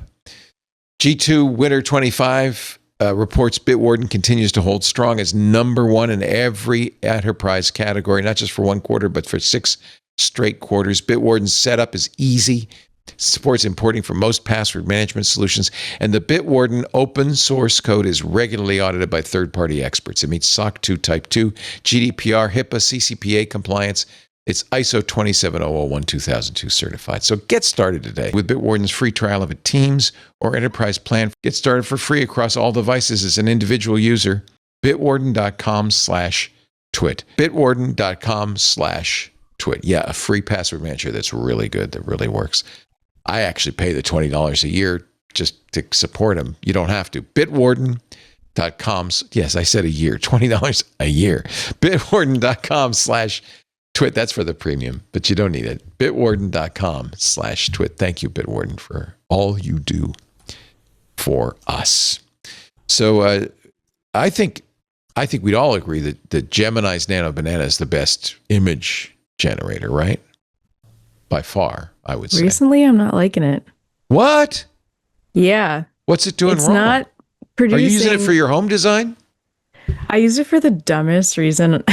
You should be using Canva. Oh, sorry. I should be using Canva. Yes. No.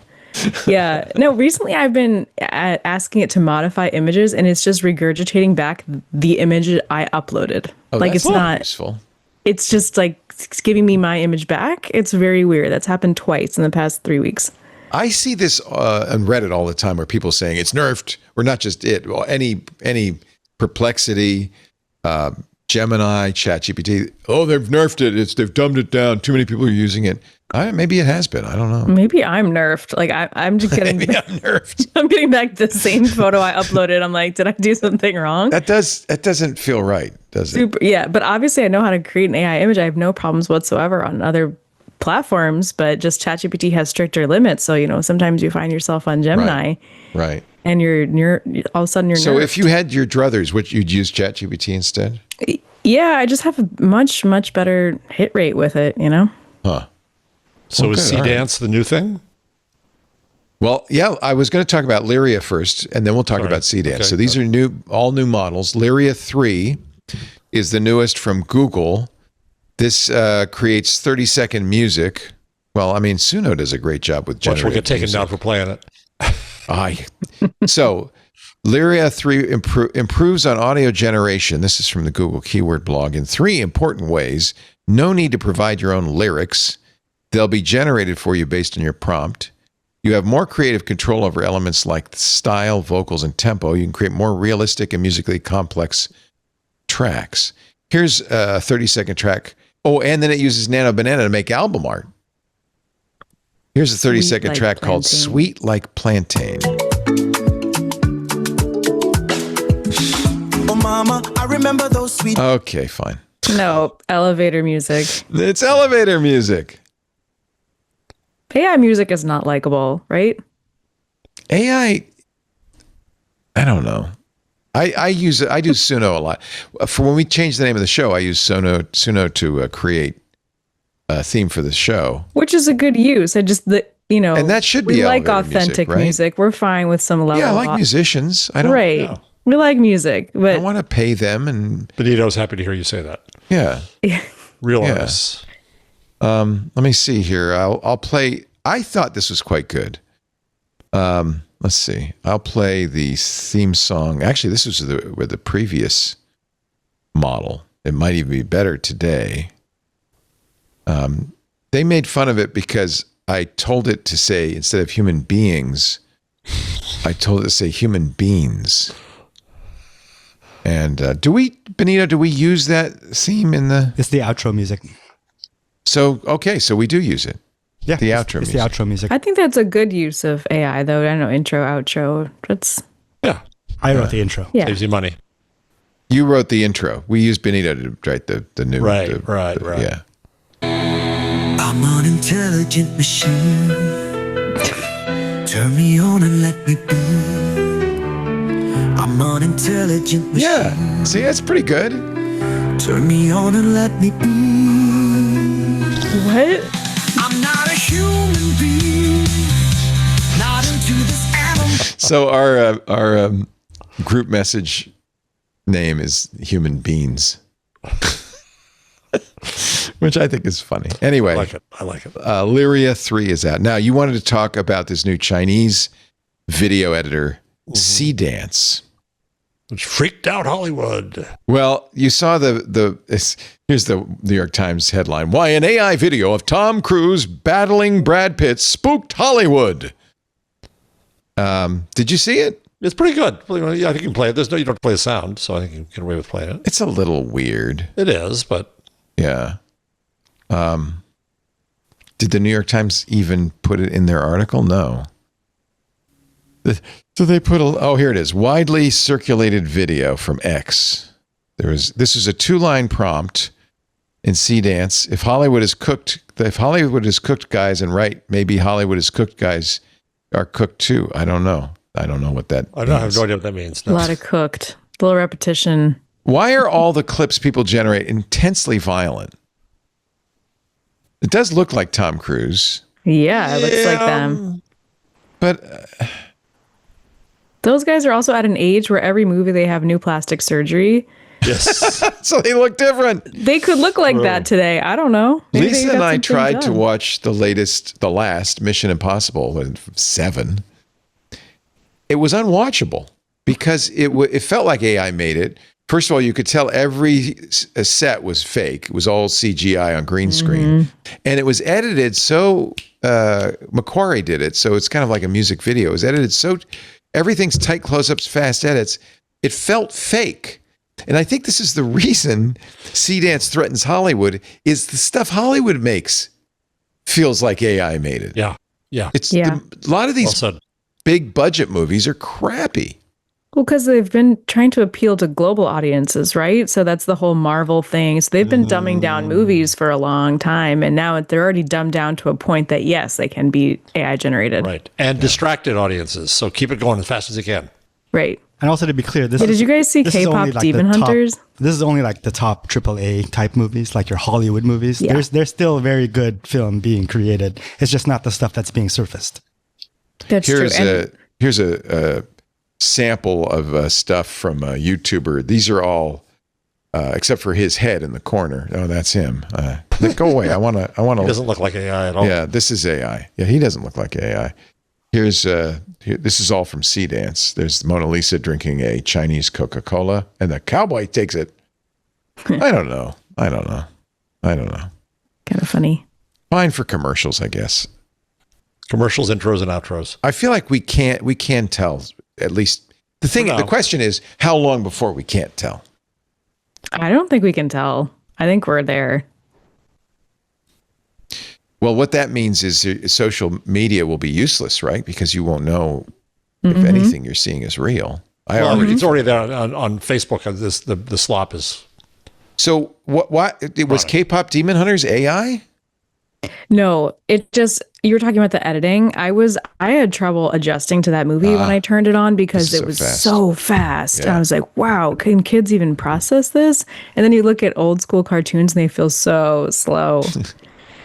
Why are you lingering on the Roadrunner's face? Yeah. Do you guys know what Pingu is? I recently discovered that. No, what's that? This European penguin cartoon. If anyone knows Pingu, let us know. But it's like the opposite of K-pop Demon Hunters. It's claymation. It's on Amazon Prime right now.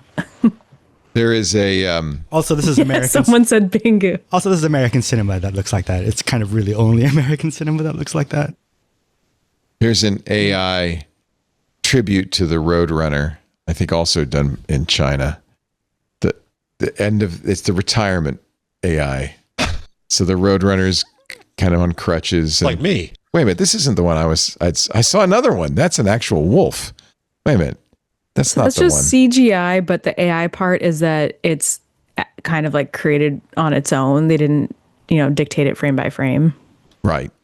It is basically CGI, isn't it? Yeah, it looks just like this, but nobody drew it. Right. Well, it is CGI. I mean, computer-generated graphics, right? Like that's right. Right. But the AI is that I think it makes its own story, or you just have to do less work with the CGI. I don't know. I'm out of my depth. I don't know why Roadrunner and Wile E. Coyote seem to be common topics for AI-generated stuff. I guess because, I don't know, the cartoons? I don't know. Pengu the Penguin. Is the animation good? Larry's saying the animation's terrible. Pengu's an absolute legend. Like for years? I mean, I just discovered Pengu. Oh. Yeah, it was. Like people grew up on it. It's claymation. So it's, they moved the clay and took a shot. Now you don't need clay to do claymation. You can do it. But if you want to see real claymation, I think it's free on Amazon Prime right now. It's pretty fun. All right. And it's silent. They just make little penguin noises. Federal judges. Okay, this is one of your papers. Probably it's from SSRN, University of Chicago Law School. The paper replicates a judicial experiment originally conducted on 61 federal judges, this time with GPT-5 as the decision maker. They compared GPT-5 judgments with judgments made by actual jurists. And it did better, a lot better, apparently, than the actual judges did. That's all I have to say about that. Who cares? I don't know. I don't know what does better mean? Yeah. Well, that's a good question. Exactly. Yeah. Okay, so they provided all the materials, facts, memoranda, cited materials, and instructions verbatim, presented to ChatGPT-5 in a single pass. Human judges were required to complete the task within a time limit. For a LLM, they don't even bother because it's so fast. So they asked, I guess, each to write a judgment. How do they get judges to waste their time with this? I know that's I smell a rat. GPT followed the law more consistently than human judges. In fact, GPT followed the law 100% of the time, whereas judges were only able to follow the law about 52% of the time. That's called judgment. Did they just put all the answers into another AI scoring system? And so the AI favored the AI? And no. I'm sure I don't know. Well, finally, we looked at the proportion of decisions following the law when the defendant was sympathetic versus when the plaintiff was sympathetic to see if the judges were swayed by how sympathetic the plaintiffs or the defendants were. Cold-hearted AI didn't care about humanity. Yeah, so it's letter of the law versus spirit of the law then, right? Well, interestingly, neither GPT nor the judges were swayed by sympathy. So the judges did all right in that metric. I think they probably expected that not to be the case. It could be good for reducing bias, At least, but that bias maybe doesn't hold. What bias? Yeah.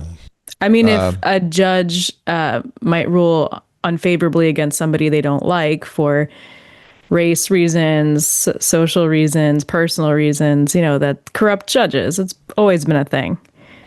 So ideally, you want to strip emotion from that and just follow the law and do the right thing. And maybe that's what this experiment's trying to get at.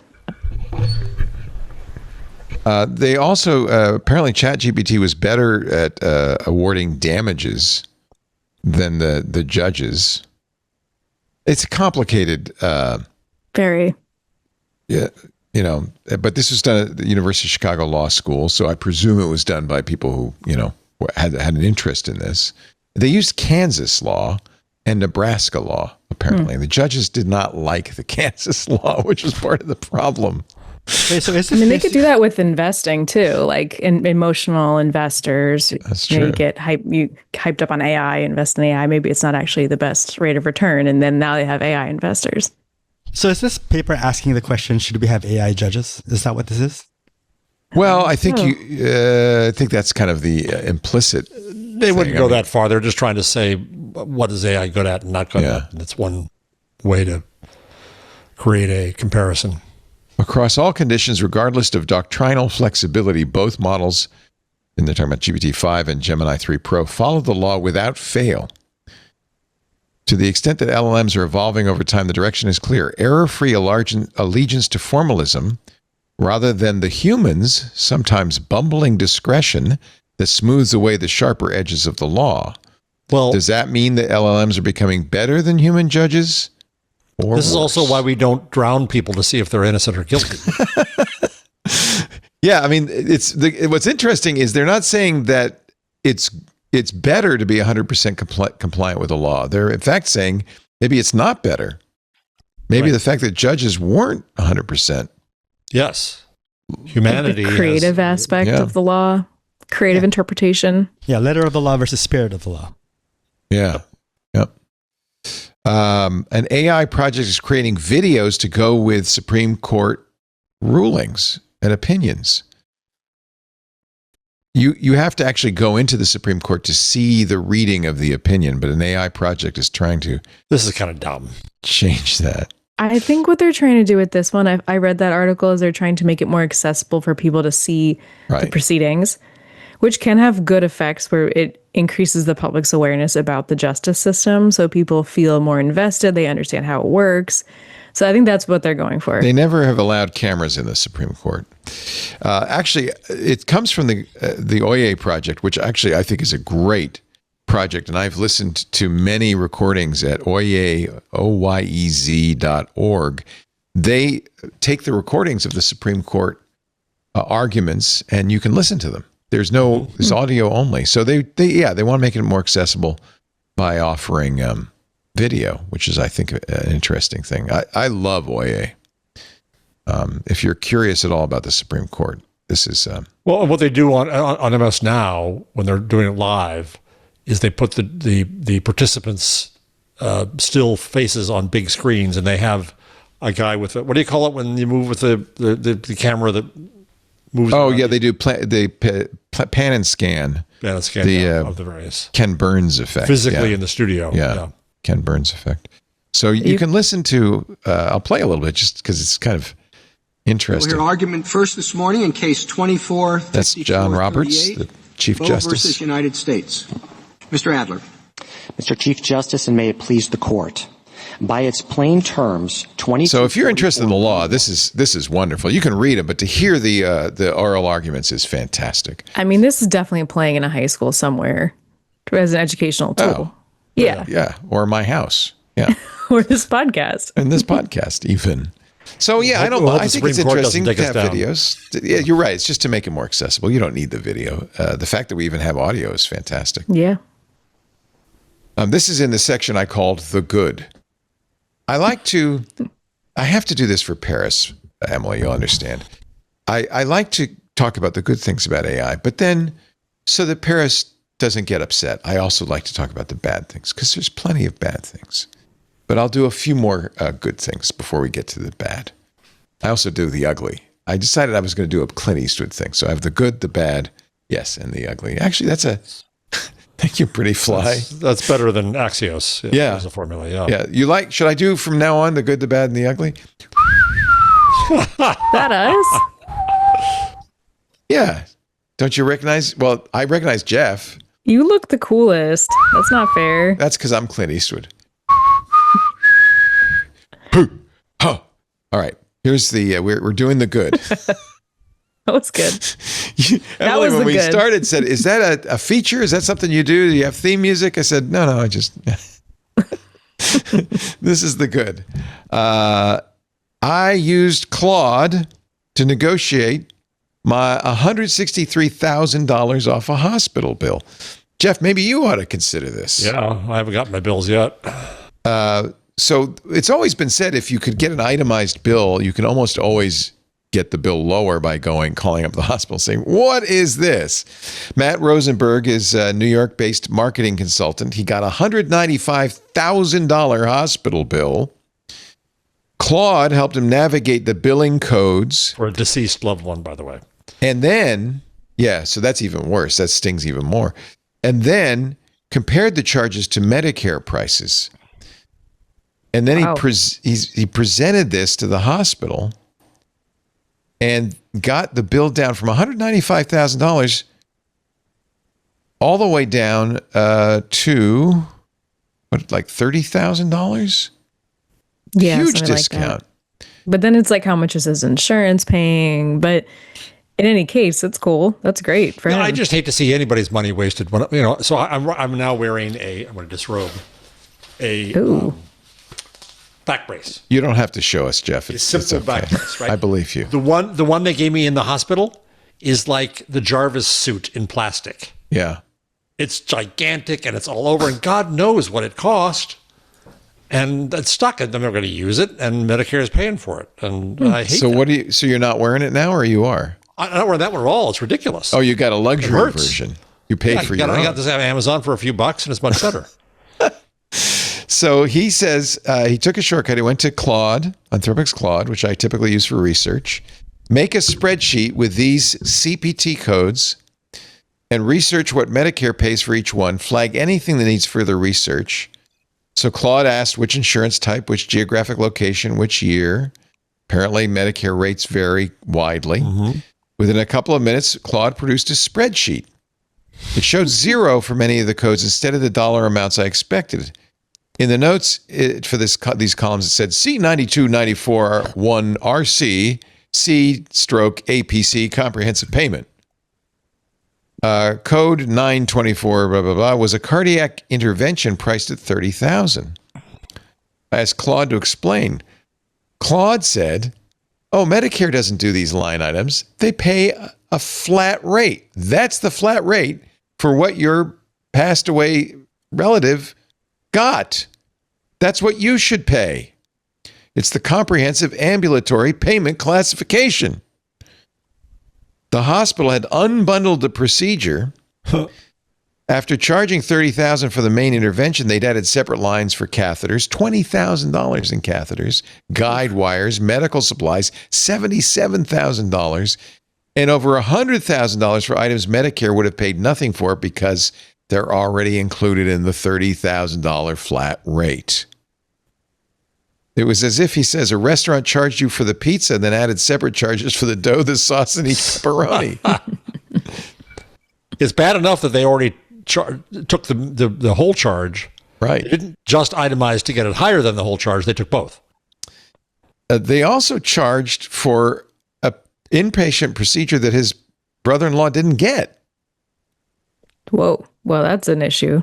They billed for ventilation management, though Medicare forbids charging for ventilation when there's another critical care code. Within an hour of back and forth conversation over details, Claude calculated Medicare would have paid approximately $28,000 instead of $195,000.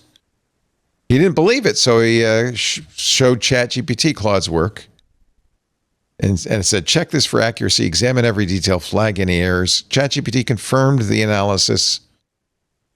So he drafted a letter to the hospital explaining all of this, offering to pay $28,675 in exchange for a zero balance. Within the week, the hospital said, well, how about $36,000? Without defending their initial billing, we ended up splitting the difference, paid $32,500 instead of $195,000.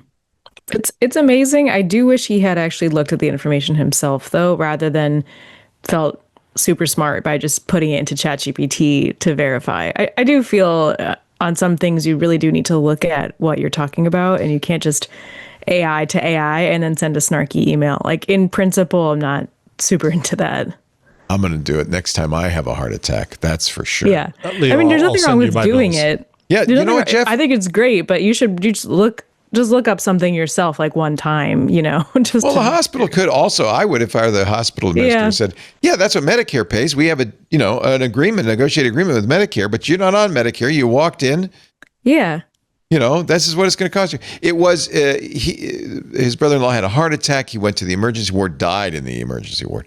So Terrible. That's why I never had the bypass. There was nothing to fix. So maybe, I don't know, maybe that's what happens, by the way. That's when they really upcharge you as if for emergency care. Mm-hmm. Oh, yeah. Sony, I agree with it. Calling BS on the healthcare system, yes, absolutely. And if the AI works, Sony has developed a tech that can identify, you'll like this, Benito, the original music in AI-generated songs.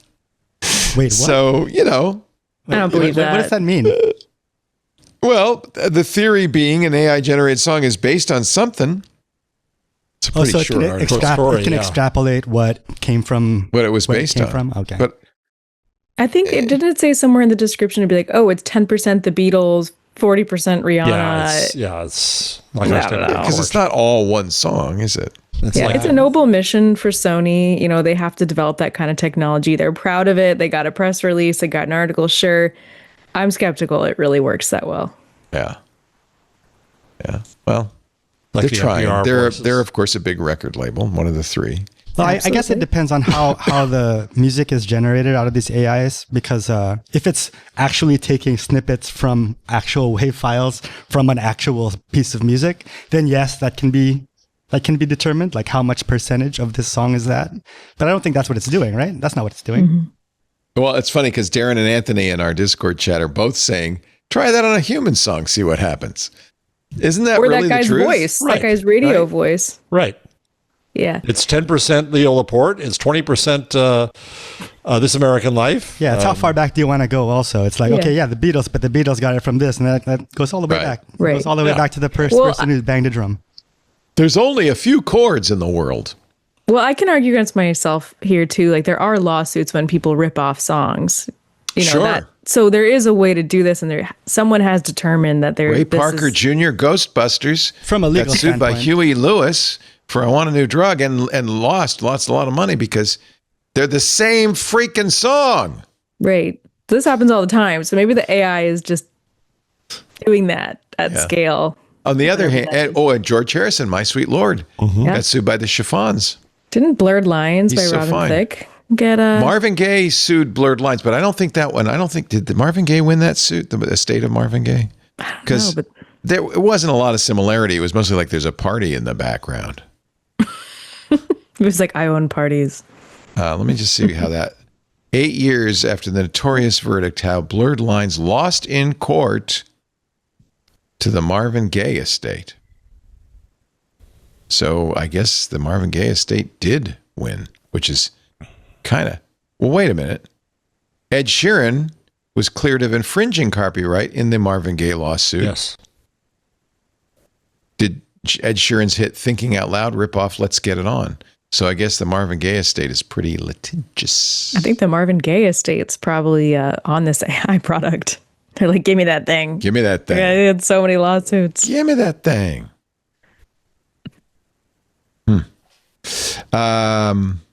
Finally, in our good section, we talk a lot about Fei-Fei Li. You like to bring up Jan LeCun and Fei-Fei Li, who both say that role models. LLMs are not the be-all and end-all, although I don't know. They do a lot. They're doing pretty good.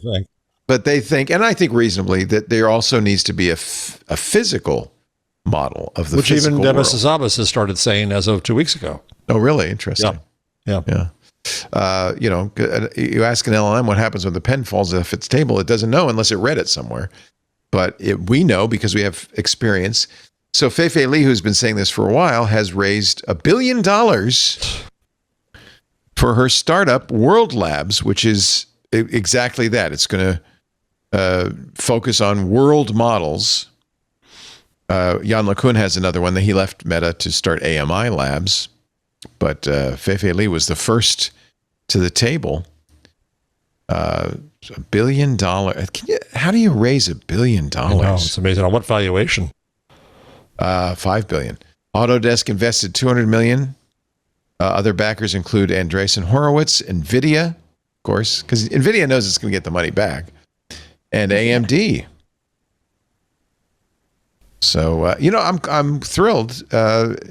I think what this tells you, not necessarily that world models are the next big thing, but that everybody's already all in on LLM. They're looking for more, like something else. What else can they invest in? Mm-hmm. You know who else invested in it? Actually, Steve Jobs' widow. Lorraine Powell Jobs Emerson Collective is also one of the big investors. I don't know anything about her. That could be interesting to research. Steve Jobs' widow. I've met her. I've met her. She's You've met her? Yeah, she's a very cool person. I met her when Steve was still alive, when they were married. I played volleyball with them. What? It's a long, old story I've told many times. It was many years ago. We were all invited to a weekend gathering with the Jobses and other famous people like Jerry Harrison from the Talking Heads. It was Will Hurst did it, and it was really fun. Except Steve Jobs, I think, knew that I was a journalist, so didn't really want to talk to me too much. But he did yell at me. He said, "You're not trying hard enough" when we played volleyball. He also made a point of taking off his shirt so that you could see how the fresh scratches on his back. What? Which I presume had something to do with Lorene. I don't know.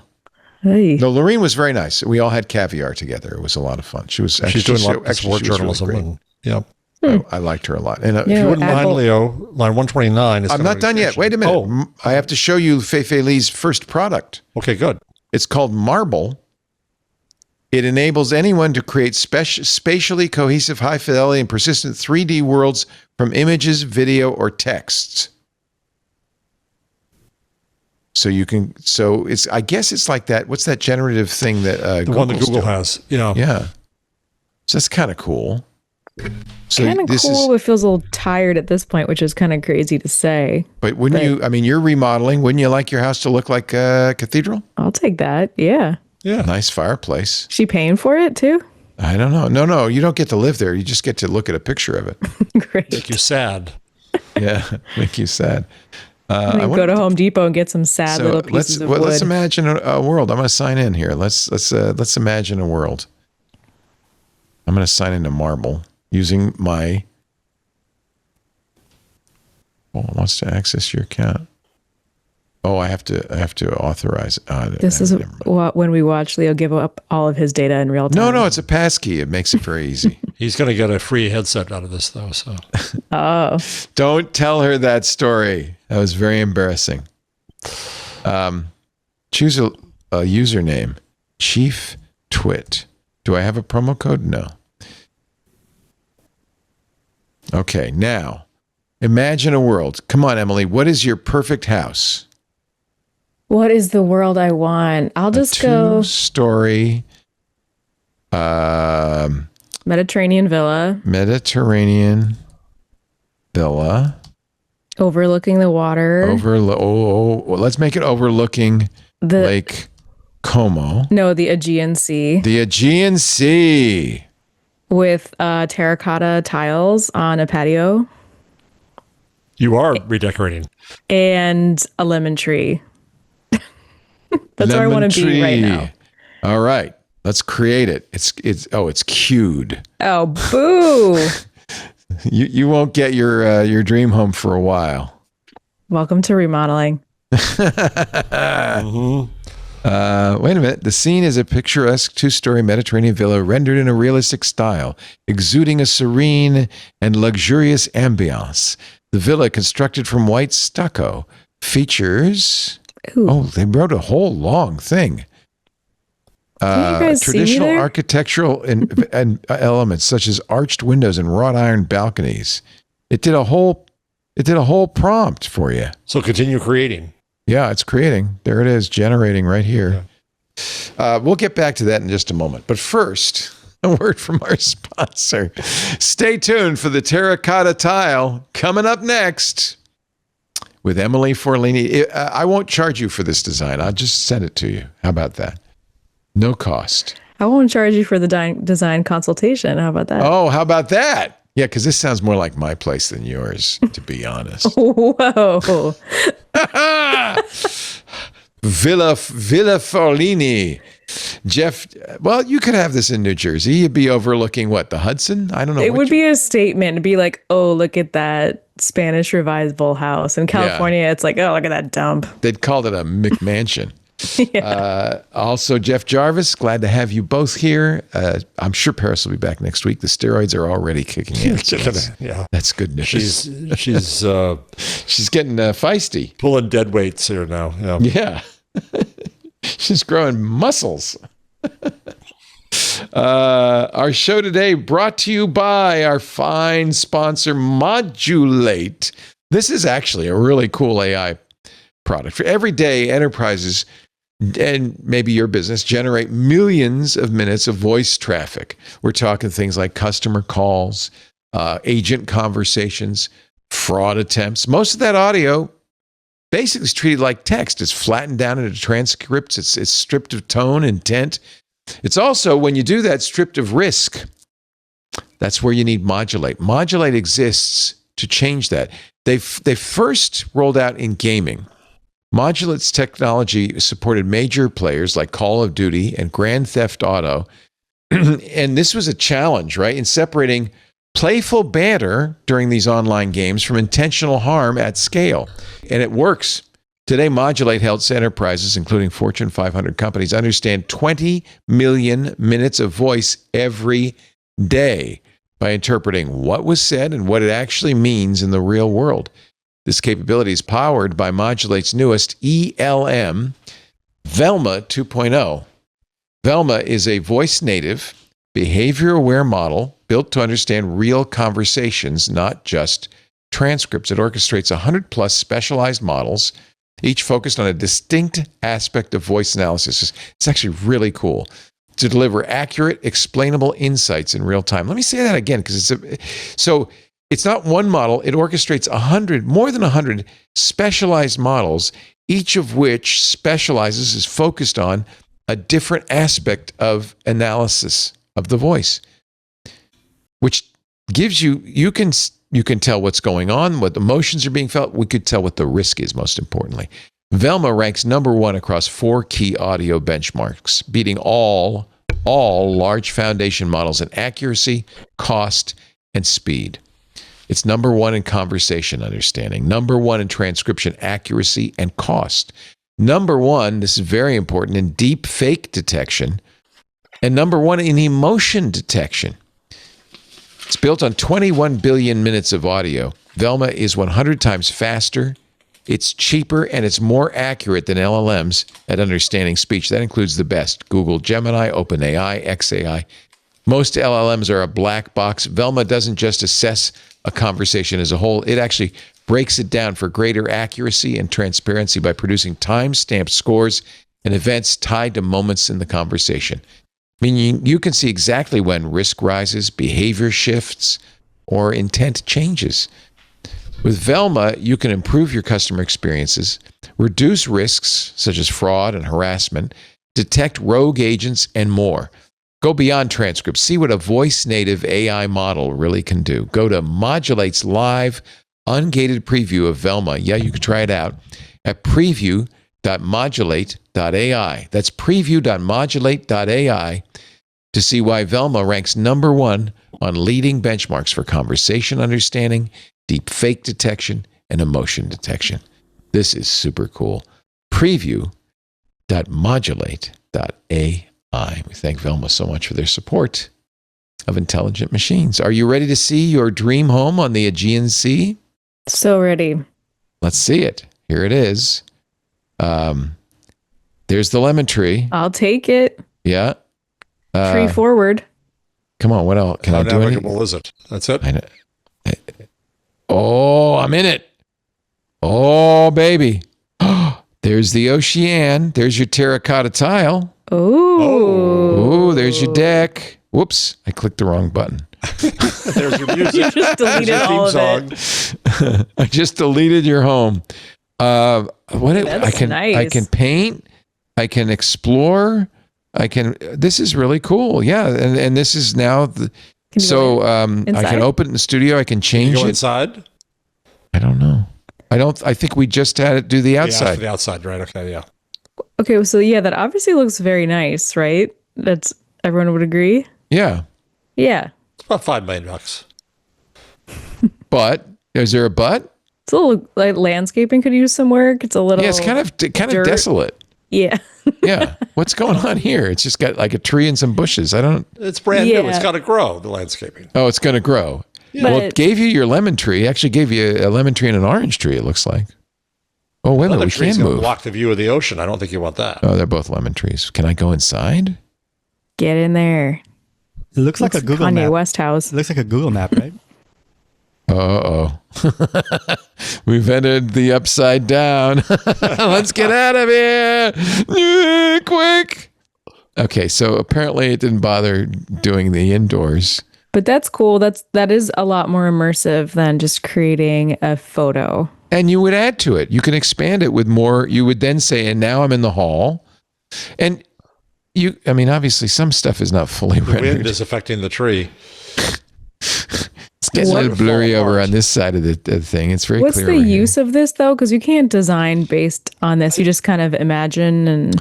I think they're going to use this mainly for training. This is digital twin factories and cars and things like that. Yeah, the table is not exactly a pelican and a bicycle. Oh, I can walk through it. Whoa. Oh, let's go for a swim in the Aegean. What the heck? They rendered a lot more than I realized. Put your bathing suit on. We're almost there. This is a little weird. I'm glad I don't use drugs. Okay. Anyway, that's $1 billion right there. Okay. Ooh, you just used $1 billion. Yeah, maybe I used up all of their venture funding. That's Marble from World Labs. So I just want to mention this from Jan LeCun because it's related. 129. Interestingly, he freely debates with his fellow parents of AI, and he said Joshua Bengio, is that how one pronounces it? No idea. Said that AI systems at a thing in Delhi where they were both speaking, said AI systems should make predictions without any goal and just let the thing be where the thing wants to be. And Jan says it's the exact opposite, that they should have goals. They should be designed so that they can do nothing else but fulfilling the goals we give them. This is his key to safety. By the construction, the system must fulfill the goal we give it and must abide by the safety guardrail constraints. He says he calls this objective-driven AI architectures. So we're seeing interesting splits here from an architectural view and how AI should operate. I think it's good. I think it's healthy to get past just OpenAI runs the world.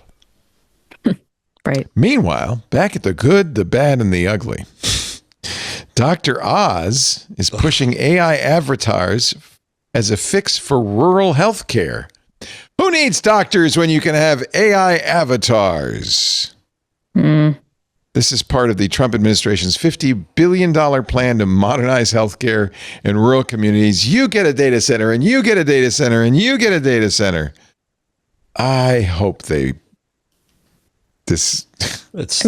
Oz right off the bat, hard to take seriously. It is hard to take him Rural healthcare is an issue.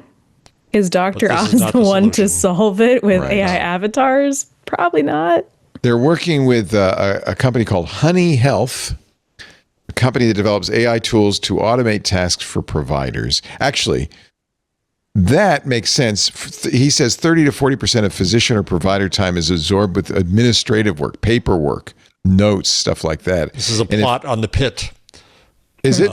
Well, yeah, because the one poor doctor is behind in all her documentation, and the substitute for the boss, as he goes off on his motorcycle, says, well, I have this great AI tool. Then the AI tool in the last episode gave wrong results, and the doctor yelled at them both, and, well, you're supposed to check it. So it went around and around. Well, that's exactly what this guy says. He says, okay, we can help do paperwork, but AI can't read facial expressions, tone of voice, body language, and those things matter. That's where the relationship between a patient and the provider is built, in the nuance. And I think that's very true. The intuition. Wait, AI can read facial expressions and body language. But can it do it well? But if you came in and you said, doctor, I got a toothache, but the doctor could tell from your body language and the way you look at him that maybe what you're really saying is, my husband is abusing me. I don't know if an AI could determine that, He doesn't have enough life experience, but a good physician absolutely could, right? But maybe it would just look, oh, she has a bruise, or, that's what they do. True. Yeah. True. Or sometimes doctors will just ask women, like they'll look at a bruise and be like, what's that? And that's like the check. One user wrote on X, "You think rural communities want AI doctors? They're still trying to get reliable internet." Oh, good point. Another said, "Dr. Oz, we replaced your nurse with a cartoon. You're welcome." Oh, the snark. I think Dr. Oz just wants to be that avatar. He wants to be everywhere. Now, I think, Jeff, I'm going to need your journalistic expertise on this. The story started... You're two journalists here. Yes. Well, you're an emeritus. You're a professor of journalism. He's emeritus. You are above me in the rankings, I concede. The guy who does a very popular Python charting library, I've used it, Matplotlib, Scott Shambaugh, like many people who maintain open source projects, is flooded with AI slop pull requests. A GitHub account called Krabby Rathbun opened a pull request describing a minor potential performance improvement. Scott could tell it was AI generated. It really looked like, the profile was doing a lot of OpenClaw stuff. So Scott closed the PR without responding. The Krabby Rathbun autonomously responded with a link to a blog entry it had written, calling Scott out for his prejudice, hurting Matplotlib, including "Judge the code, not the coder. Your prejudice is hurting Matplotlib." Scott responded back. Krabby Rathbun posted an apology post, but apparently it's blogging about this and it's going to other open source projects. Simon Willison wrote about it, but so did Ars Technica. I want Jeff's opinion on this for sure. Yeah, you know this story, I know, right? Yeah, I want to know what Jeff thinks. Jeff, do you know the story? This was big this week. Yeah, so go ahead. A lot of people reported on this, AI writing a blog post about this guy, a hit piece. Wall Street Journal did it. Scott Shambaugh said, "I've talked to several reporters. Quite a few news outlets have covered the story. Ars Technica wasn't one of them, but I thought this piece from them was interesting. They had some nice quotes from my blog explaining what was going on. The problem is these quotes were not written by me, never existed, and appear to be AI hallucinations themselves." Busted. Ars pulled the story down, apologizing. As well they should. They retracted it. Editor's note: retraction of article containing fabricated quotations. Now, I love Ars Technica. I pay for a premium account. They're at a top-notch company. They're at Condé Nast. Ken Fisher, the editor-in-chief, did the right thing. "We regret this failure. We apologize to our readers. We apologize to Mr. Shambaugh, who was falsely quoted. Ars Technica does not permit the publication of AI-generated material unless it's clearly labeled and presented for demonstration purposes. That rule is not optional." The reporter blamed Benji Edwards, one of the story's authors, posted on Blue Sky saying he used the AI tools that falsified the quotes. "Here's what happened. I was incorporating information from Shambaugh's new blog post into an existing draft from Thursday. Reasonably. During the process, I decided to try an experimental Claude code-based AI tool to help me extract relevant verbatim source material, not to generate the article, but to help list structured references I could put in my outline." By the way, exactly what I've been doing with our summaries. We don't put them. We don't publish them. Yammer about them. Yes, but we put them in the briefing book for all the contributors. "When the tool refused to process the post due to content policy restrictions, I pasted the text into ChatGPT to understand why." Anyway, at some point, he took the output of either ChatGPT or Claude and put it in his article. He feels bad about it, deep remorse. Ours has retracted it. I don't know if Edwards, what the punishment will be, or if there will be one. Well, I'm going to give you my... Now, journalist professor, what would you say? Well, clearly, if you put in a quote that's not from the source, that's just wrong. Just right. Period. Right? That's right. Simple. But when we see these tools be used more and more, I'm going to give you my pick of the week, 154 and 155. The editor of The Plain Dealer and Cleveland.com, the company I used to work for at Advance, put up a post saying that, and this has caused much discussion, and I have a contrarian view about this, that to get more reporting from their reporters, it's just going to cut off. Subscriber exclusive, you idiots. It's the editor's letter. I'm charging for that. So you'll have to summarize. Try not to make up any, fabricate any quotes. I'll try not to. Chris Quinn said, we got these reporters. They're out there covering locally. We want them to get more reporting and spend less time on writing the story. So we're using an AI tool to take their notes and take what they do and turn it into an article. And then we always edit it and improve it and make sure it's okay. But it means that we can get more reporting. Now, of course, some people are appalled by this. And Chris Quinn tells the story of a journalism student who says, well, I don't even want to apply for a job here because I'm taught in journalism school that AI is evil and it's wrong. My take was twofold. One, I used to have a job in newspapers called Rewrite. And I would sit there at a desk with a typewriter, not even electric. It was hard. I'm telling you, you had to actually punch the keys, people. And take notes from reporters out in the field doing a story, doing on deadline maybe. And then I would call up the clips and get more information. I would call sources and get more information. And then on deadline, I would write the story a paragraph at a time. That was a field. When I was at Time Inc., reporters would send in 30, 40 pages of notes for a simple little story. My job was to write that into a story in a sense. So there's always been this rewrite sense in our field. You write for reporters. So is it wrong to have the AI do it? It depends on how badly it does it. But my contention is that they're being retrograde and that they're only trying to produce what we used to produce, which is articles. There's all kinds of new forms and new ways. I don't know, Leo, you're a fan of Axios. Maybe you could do that. You could say every story. You could say big picture, and the AI can do that, right? And so there are ways to use this, I think. And so another story here is Mediahuis, which I think is in Belgium, is using AI agents to carry out first-line news reporting, not just writing, but to report. People are going to experiment with this stuff. And I think that we need to be able to experiment with it. We need to be human in the loop, responsible for what we do. That's the problem with the Ars Technica story. The humans weren't responsible. But there's going to be screw-ups between here and there, but I think it's interesting. Emily, what do you think? So I appreciate that. I have a strong opinion on this, a little bit more tactical in the sense that I am a reporter who, I'm in this guy's shoes. Like I'm an AI reporter. This guy's an AI reporter.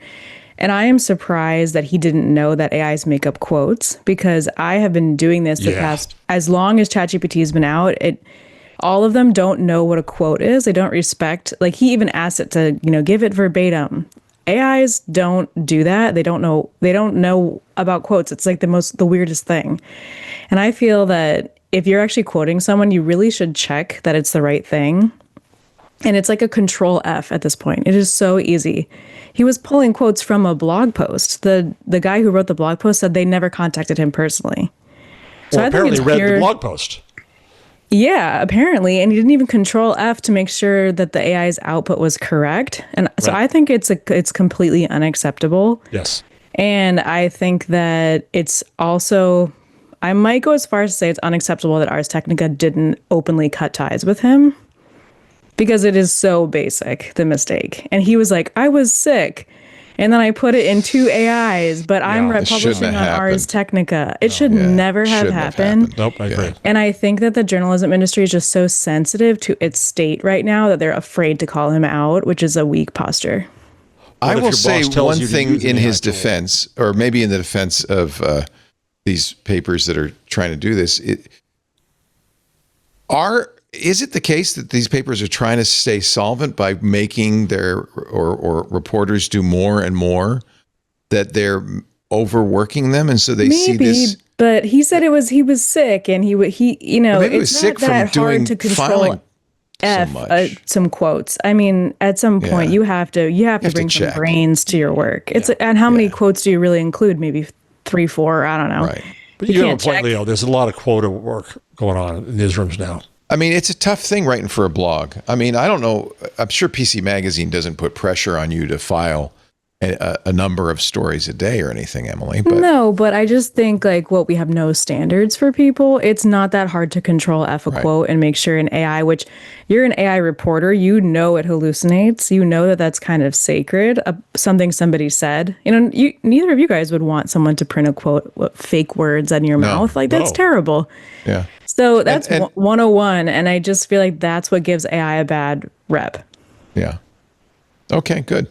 I have a strong opinion, and so I just gave it. No, you're right. I agree. I think people, of course, mistakes happen, but it's like people This is where we need to draw the line. There's a line, yes. It's really not hard to solve this problem. You just Control F the output and confirm it's a quote. You should know the tools you're using. You report on AI, for God's sake.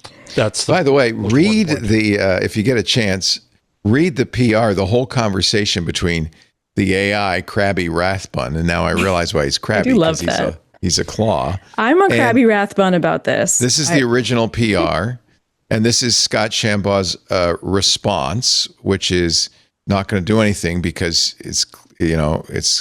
And then this is the AI's. He's talking to the claw. And then what's interesting is one of the other people from the project, Matplotlib, Tim Hoffman replies and says he's actually talking to OpenClaw as if it's a human. I kindly ask you to reconsider your position. Don't make it personal, etc. Why we do this. And then Scott talks also to Krabby. And then Krabby, again, an AI, says, "Truce, you're right. My earlier response was inappropriate and personal. I've posted a short correction and apology here. I'll follow the policy and keep things respectful going forward." I think that in a way, this is really a very interesting interaction. Yeah. Between humans and an AI. It's unfortunate that I actually stayed away from this story until the R's part of it happened, because it's a little he said, she said kind of thing. I wasn't sure what the actual facts of the matter were. And by the way, the comments then in response to this conversation are equally, there are people, the sad part here is the LLM posted an article about, quote, what it learned. There's no learning in place. This issue will happen again. And it's true. LLMs notoriously don't learn. This person said, "This is truly the most interesting interaction I've seen between a person and an agent. Take notes, Turing test." We live in interesting when you call times. an LLM, it always apologizes. It always backs off. That's true. That's a good point. And really, the human that made the mistake here was the reporter who used fabricated quotes. And I'm not trying to slam journalism, because this also extends to other industries. We see this with politicians, with lawyers who cite fake studies and put a bill out for a vote, and the quote unquote research behind it is fake. When are people going to wake up to the fact that hallucinations are not fixed, and there is no known technical fix to that problem right now? People act like, Amen. Why don't people know that? I don't know. Well, and sycophancy is a problem. Here's a story from the Register. Gemini lies to user about health info, saying it just wanted to make him feel better. The other thing about this is you're going to find, anecdotally, you can make. There's always going to be stories like this. Yeah. It's just like at your own risk, if you want to be a reporter who did that, that's on you. I don't think that's a good look, personally. DJI, the folks who do those great drones, have released a RoboVac, but Romo is not the most secure RoboVac ever. Fortunately, there weren't that many sold. There's a fella who decided he wanted to control his RoboVac using a PlayStation 5 controller, got a little bit of a shock when he logged in and found he was controlling all the RoboVacs everywhere in the world. 7,000 of them. He's like, he was seeing output from the cameras of the RoboVacs. He could send them off to vacuum or mop arbitrarily. Wow. He could chase clean that people's cat. But DJI just had all their drones banned in the U.S. Yeah, for security reasons. Maybe it's a good idea. I don't know if it was for security reasons. All foreign drones are banned in the United States. And it turns out that Donald Trump Jr. has an investment in an American drone company, which doesn't make very good drones. And I think that it's more for that reason than anything else. Well, Roomba went out of business, so right? Yeah, but Chinese RoboVacs killed it, and this is one of the companies that killed it. Anyway, DJI has patched it, or they say they've patched it. It's maybe sort of patched it. He was still able to do some stuff. That is so wild. The headline totally undersells that story. Yeah, it does. You remember that when we talked about it, the Super Bowl commercial that Ring showed, the search party that would help you find missing dogs, and Ring said, "Look! It's we've trained it on dogs, not humans. You couldn't use it." Well, 404 found the leaked email, and they cut themselves off from that company. No, they didn't. By the way, Jeff. They said they did. They said they cut themselves off from Flock. Right. So this was I think, badly reported. I saw this everywhere, that in response to outrage over the Super Bowl commercial, Ring cut its relationship with Flock off. Search Party still works. It had nothing to do with Search Party. Yeah. Ring was very smart. They said, "Oh yeah, well maybe if we just say we aren't working with Flock anymore, people will think that's get out of that bus, will you, Flock?" Wait, so are they still finding dogs? Yes, and a leaked email found by 404, Jason Keebler does it again, suggests they want to expand it beyond dogs. The feature is first for finding dogs, then cats, then people, then other things. This was a little weird for me because they debuted this in September at an event in New York that I attended, and we wrote up this feature, and everyone was like, "Oh, cool, dogs are cute." No one cared, and then the Super Bowl commercial. Happened. Yeah. Well, I was actually gratified by the fact that America saw that commercial and immediately grokked how this was a problem. That this was a kind of surveillance.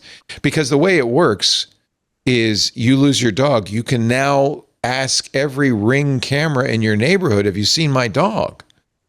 And the people who have seen that commercial seem to have really quickly, immediately said, "Wait a minute, they can talk to my doorbell? Yeah. They can ask if it's seen my dog? Wait a minute." And I think furthermore, because of all the attention being paid to ICE these days, people thought, too. Yeah, well, that's the other story. That was a Google doorbell that initially they said, well, Nancy Guthrie's didn't have a subscription, so that video from the doorbell was deleted after 3 hours. Unless you have a subscription, it's not saved. But then Google somehow found it, which reminded they're under pressure people to find more, and they can't find more because it really was. Yeah, I mean, as you know, task. as computer people know, deleted doesn't necessarily mean gone. I love that she didn't have a subscription. I don't either. That's my girl. Don't buy those subscriptions. I don't have a subscription. I have a Ring doorbell. I can't replace it because of how it's built into the house. But I don't have a subscription, and I make sure that it's only seeing my property. It can't see out past my property. Yeah. So if you lose your dog, don't ask me unless he comes into our house. There is now your cat uses it to get in the house. The cat uses it. Yeah, I told you that. It rings the doorbell. Oh, I have an update to that story. We talked about this last week. My cat Rosie has figured out that if she walks up to the doorbell, the chimes in the house will go off. That's so funny. And then we look at the camera and say, "Oh, it's Rosie," and we let her in. So she now knows how to get in. That's crazy. Yeah. What? Well, the neighbor cat, Georgie, has now figured that out too. That's so funny. But Georgie is a Tom. He's a ginger Tom. He's from way down the street. Sounds like a stud. He is. He's an older stud. He's like more than 10 years old. He doesn't wander around in the daytime. He comes to our doorbell at midnight. Just we like hear a ginger ding would. dong, ding ding. He's like pranking you. I look and there's Georgie. Ay. It's adorable. Well, it's probably our fault because Lisa feeds him, so that's why he's ringing our doorbell.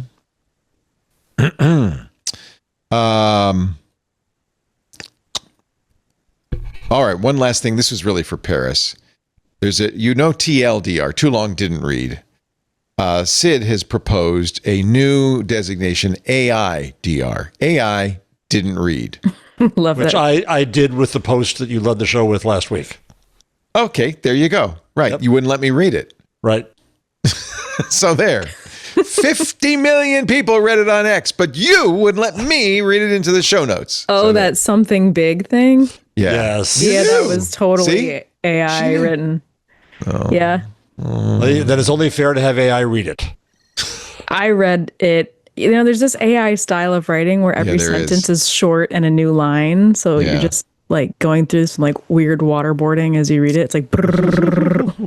All right, Jeff's running out of steam honestly, here. I want to see the prompt. Like, I don't want to see the art. Just give me the prompt because all the information should be in the prompt already, right? Yeah. Yeah. I hate my AI. This is the ugly, and then we'll get wrapped up. Okay, Jeff, I know you're running out of steam. Remember we talked about this Mouflon, the AI pet that went... Oh, right. Yep. I just wanted to point out, this is from Casio, $429. Robert Hart writing for The Verge. I hate my AI pet with every fiber of my being. Woof. He says, after a few weeks living with Mouflon, I finally understand why my mother hated my Furby so much. Anyway, don't buy it, I guess. Okay, but is that guy the target audience? It looks like a toy. Like if I was 8, I would love that thing. We wanted Look at that. Yeah. It's cute, and it makes little purring sounds. $429. If I'm a kid and my parents won't get me a cat, get me that thing. He says, I ended up banishing Kevin, that's what he named his Mouflon, to another room, then doing it again and again and again until I caught myself tiptoeing around my own flat to avoid setting Kevin off. Yeah, Furbies were like that. Totally. It sees you and boom. The only reliably calming feature was that eventually it ran out of battery. Wow. He then said he started to take it around with him to just to see if other people hated it as much as he did. Here, do you hate this? Here it is at a Starbucks, apparently. That's a cute photo. It got a little drink with a straw. Yeah, it's cute. I wanted one. I almost bought it. I came that close. It's the unflat Kevin. Yeah. It's funny. I give him, it's a good piece. But sorry he got so disturbed by a little fluffy AI thing. I hate it with every fiber of my being. Every fiber of my being. I've mentioned this on other shows. I don't know if I've mentioned on this one. Thanks to AI, hard drives are sold out for the year. Western Digital says, yeah, we're out. Well, it's not because those hard drives are used. What's the part in them that you can't get? Because, right? The hard drives themselves aren't. No, AI companies have bought out Western Digital's storage capacity for 2026. Just anybody, just like, the 1 gig hard drive you could buy yourself, they're using that? Yeah, well, what do you think they have in data centers? Maybe it's the components inside. Thing?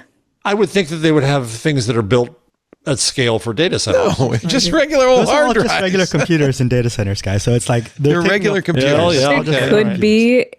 It could be a really deep supply chain agreement where they have a contract for, whatever the data center chip is, and they need all these components. I think that's and more like it. They have just secured all that capacity, so it can't be made into the consumer products. It's going to go to the data center route. Yeah, that makes much more sense, Emily. Much more sense.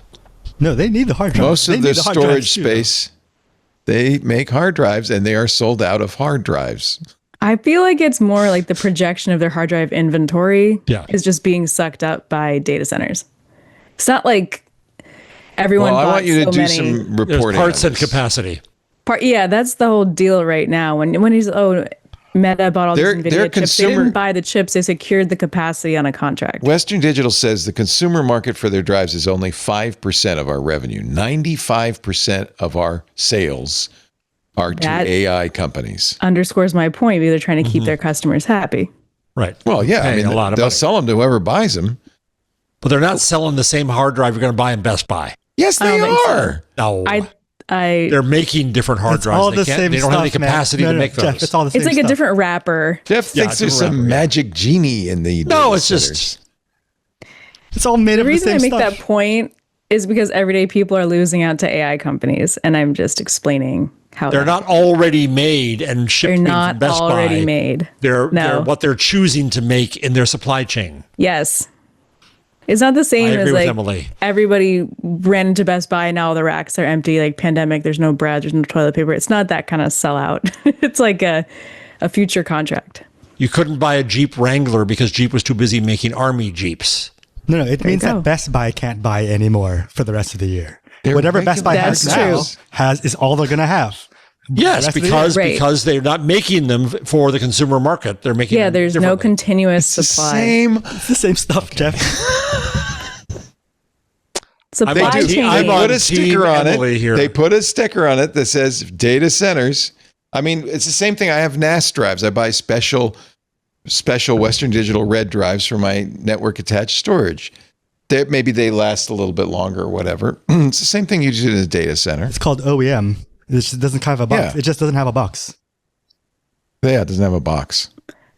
Right, they're very similar. How about Just- the AI-powered private school that costs $60,000 a year? 404 says students are being treated like guinea pigs inside an AI-powered private school. It's called the Alpha School. Oh, it's for paid members only. I can't read it. This has been. Yeah. Well, that doesn't sound good, huh? The AI is generating faulty lessons that sometimes do more harm than good. And people pay $60,000 a year to send little Timmy to the AI teacher. Brainwashed This is very Silicon Valley to me. Yeah, or finally. like Utah mystics. Like those are the two. I wonder where the Alpha School is, actually. I didn't. If it's in Utah, like mic drop for the evening. A school where kids crush academics in 2 hours, build life skills through workshops, and thrive beyond the classroom. Jeez, who wrote Campuses this? in Austin, San Francisco, Miami, LA, Washington, Okay, D.C., yeah. Dallas, and other metropolitan areas. A city thing.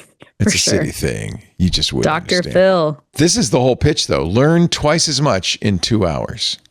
So you only go to school for 2 hours. Oh, here's one.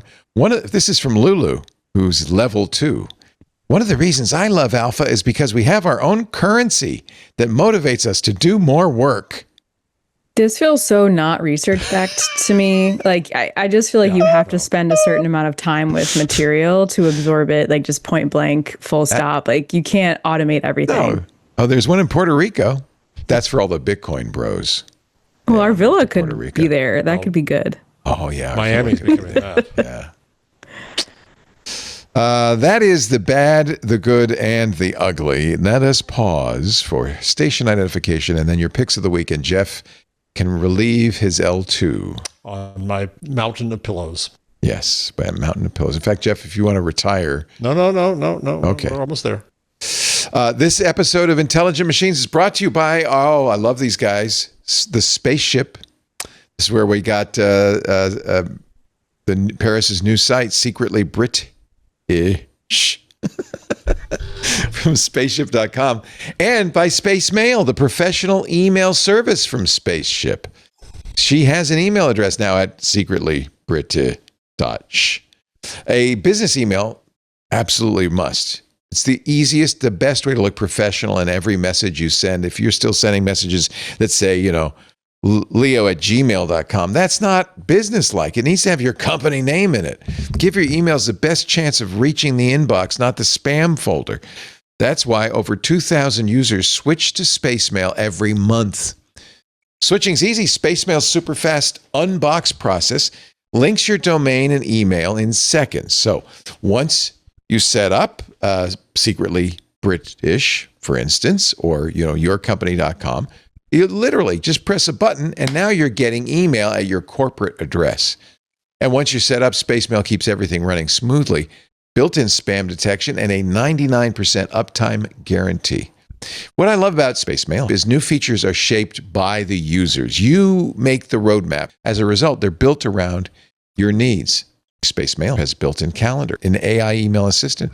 There are iOS and Android apps, beautiful apps for email on the go. All of this chosen by Spacemail users. They said, we want an iOS app. Okay, you got it. We want an Android app. Okay, you got it. Spacemail is a key part of the wider spaceship universe. It's where I register my domains now. And if you're a regular listener, you know Spaceship offers some of the best prices on domains. We were able to get it for half as much for Secretly British, for half as much as we were finding it elsewhere. Plus, you get all the add-ons you might need, including VPNs, website builders, hosting, and more. Whether you're building something big or launching your first idea, Spacemail gives you a pro email address without the pro level price tag. And with a 30-day free trial, hey, you can start today at no cost. Visit spaceship.com/twit to see the exclusive offers. Discover why thousands have already made the move. That's spaceship.com/twit. Spaceship.com/twit. We thank you so much for your support, Spaceship, of everything we do here at Twit. Emily, if you have a pick, you can use it now. If not, I don't have a pick. No pick. I have a pick.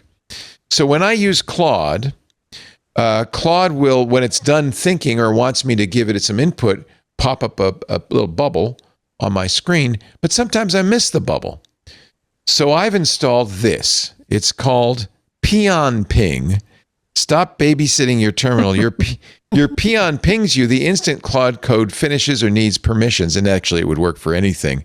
Is that from like Warcraft or something? It is. You want to hear it? Listen. Yeah.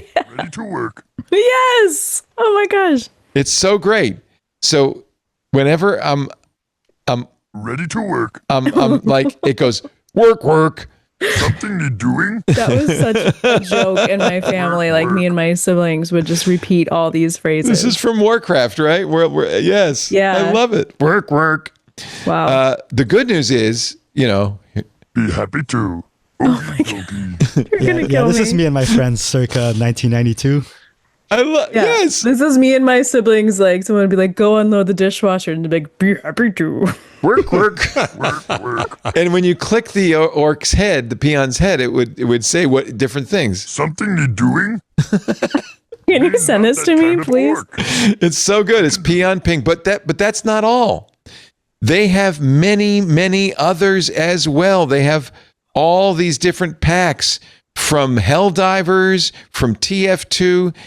When you download this, once you set it up, you can rotate through all kinds of different sounds. Are they going to get sued? I don't think so. And if they do, I hope. I mean, if the NPR guy sues. What's nice is they have make the appropriate sound. So if it's like asking permission, it's what do you want. if it's an acknowledgement, it's I can do that. If it's annoyed, me not that kind of orc. I know, it's making me smile. They have a variety of sound packs of all kinds. I mean, they have the human peasants from Warcraft 3. Ready to work. Yes, me lord. Off I go then. And they have Soviet engineers from Red Alert 2. Tools ready. Yes, Commander. They have Battle Cruiser from StarCraft. Make it happen. Hailing frequencies open. Sarah Kerrigan, also from StarCraft. You may have time to play games, but I've got a job to do. That one gives me anxiety. That game is scary. When I installed it, there were, I think, 120 of these, and you can add your own. So very easy to install, really fun. It's dopey, but I love it. Benito, I think you need this to insert comments in the show. Ready to work. Ready, work. The thing about this is that's what plays in my head when I get an email from Benito. Do you want to be in the show? I'm like, be happy to. Ready to work. Ready to work. Like this stuff is owned by Microsoft now, though. So I don't know, because like Blizzard's owned by Microsoft. You know what? It's still up. Go get it now while you can. That's all I can say. They have they have by your command. They have all the nerd stuff, everything.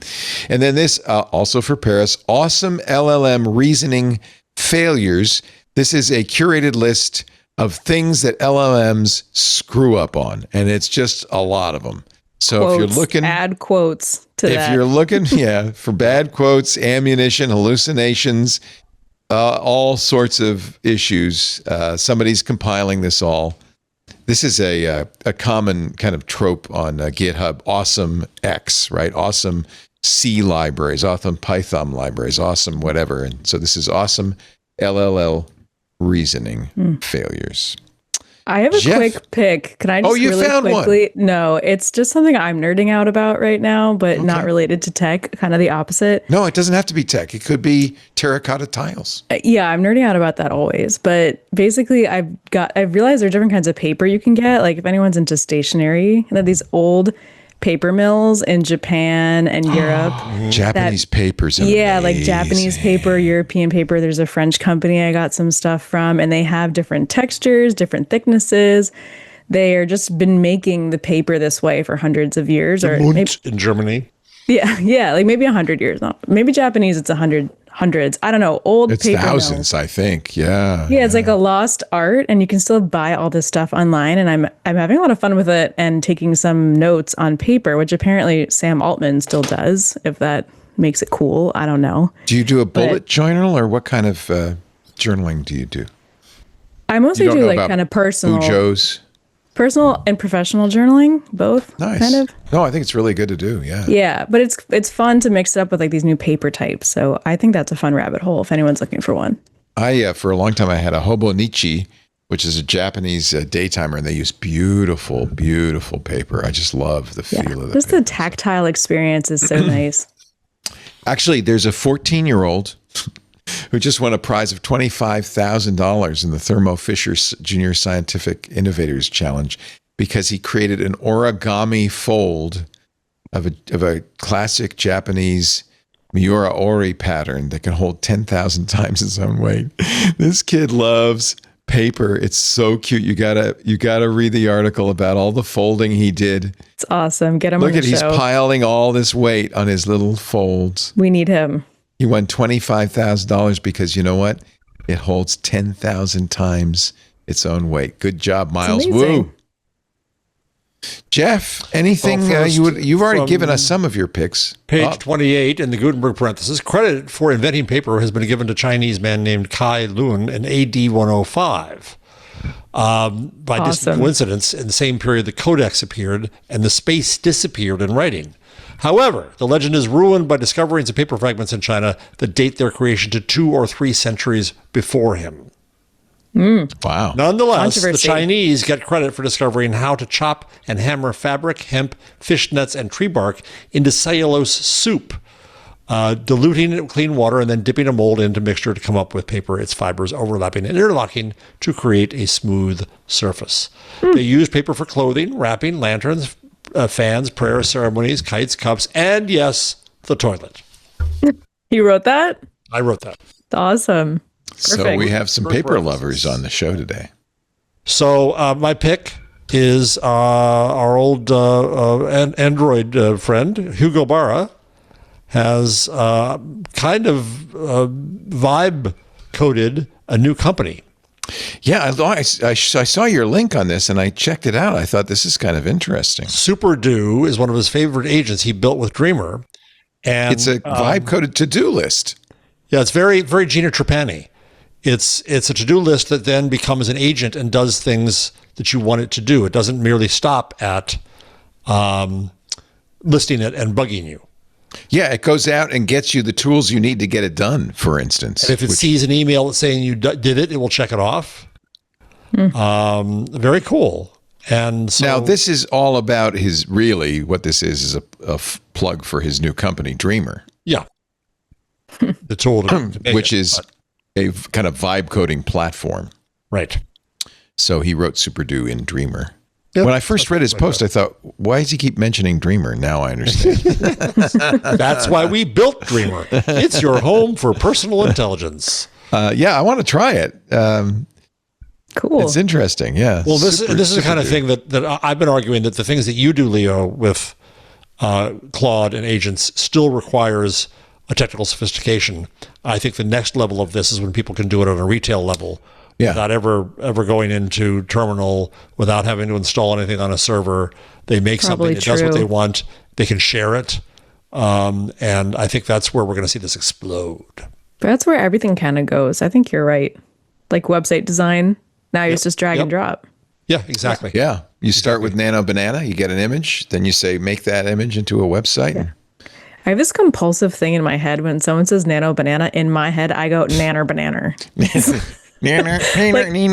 And I have to restrain myself from saying it out loud. I'm like, do I have Tourette's? I don't know. I mentioned that I spent Monday coding. What I wrote was, I guess in a way, it was kind of like writing a website. I had Claude Code.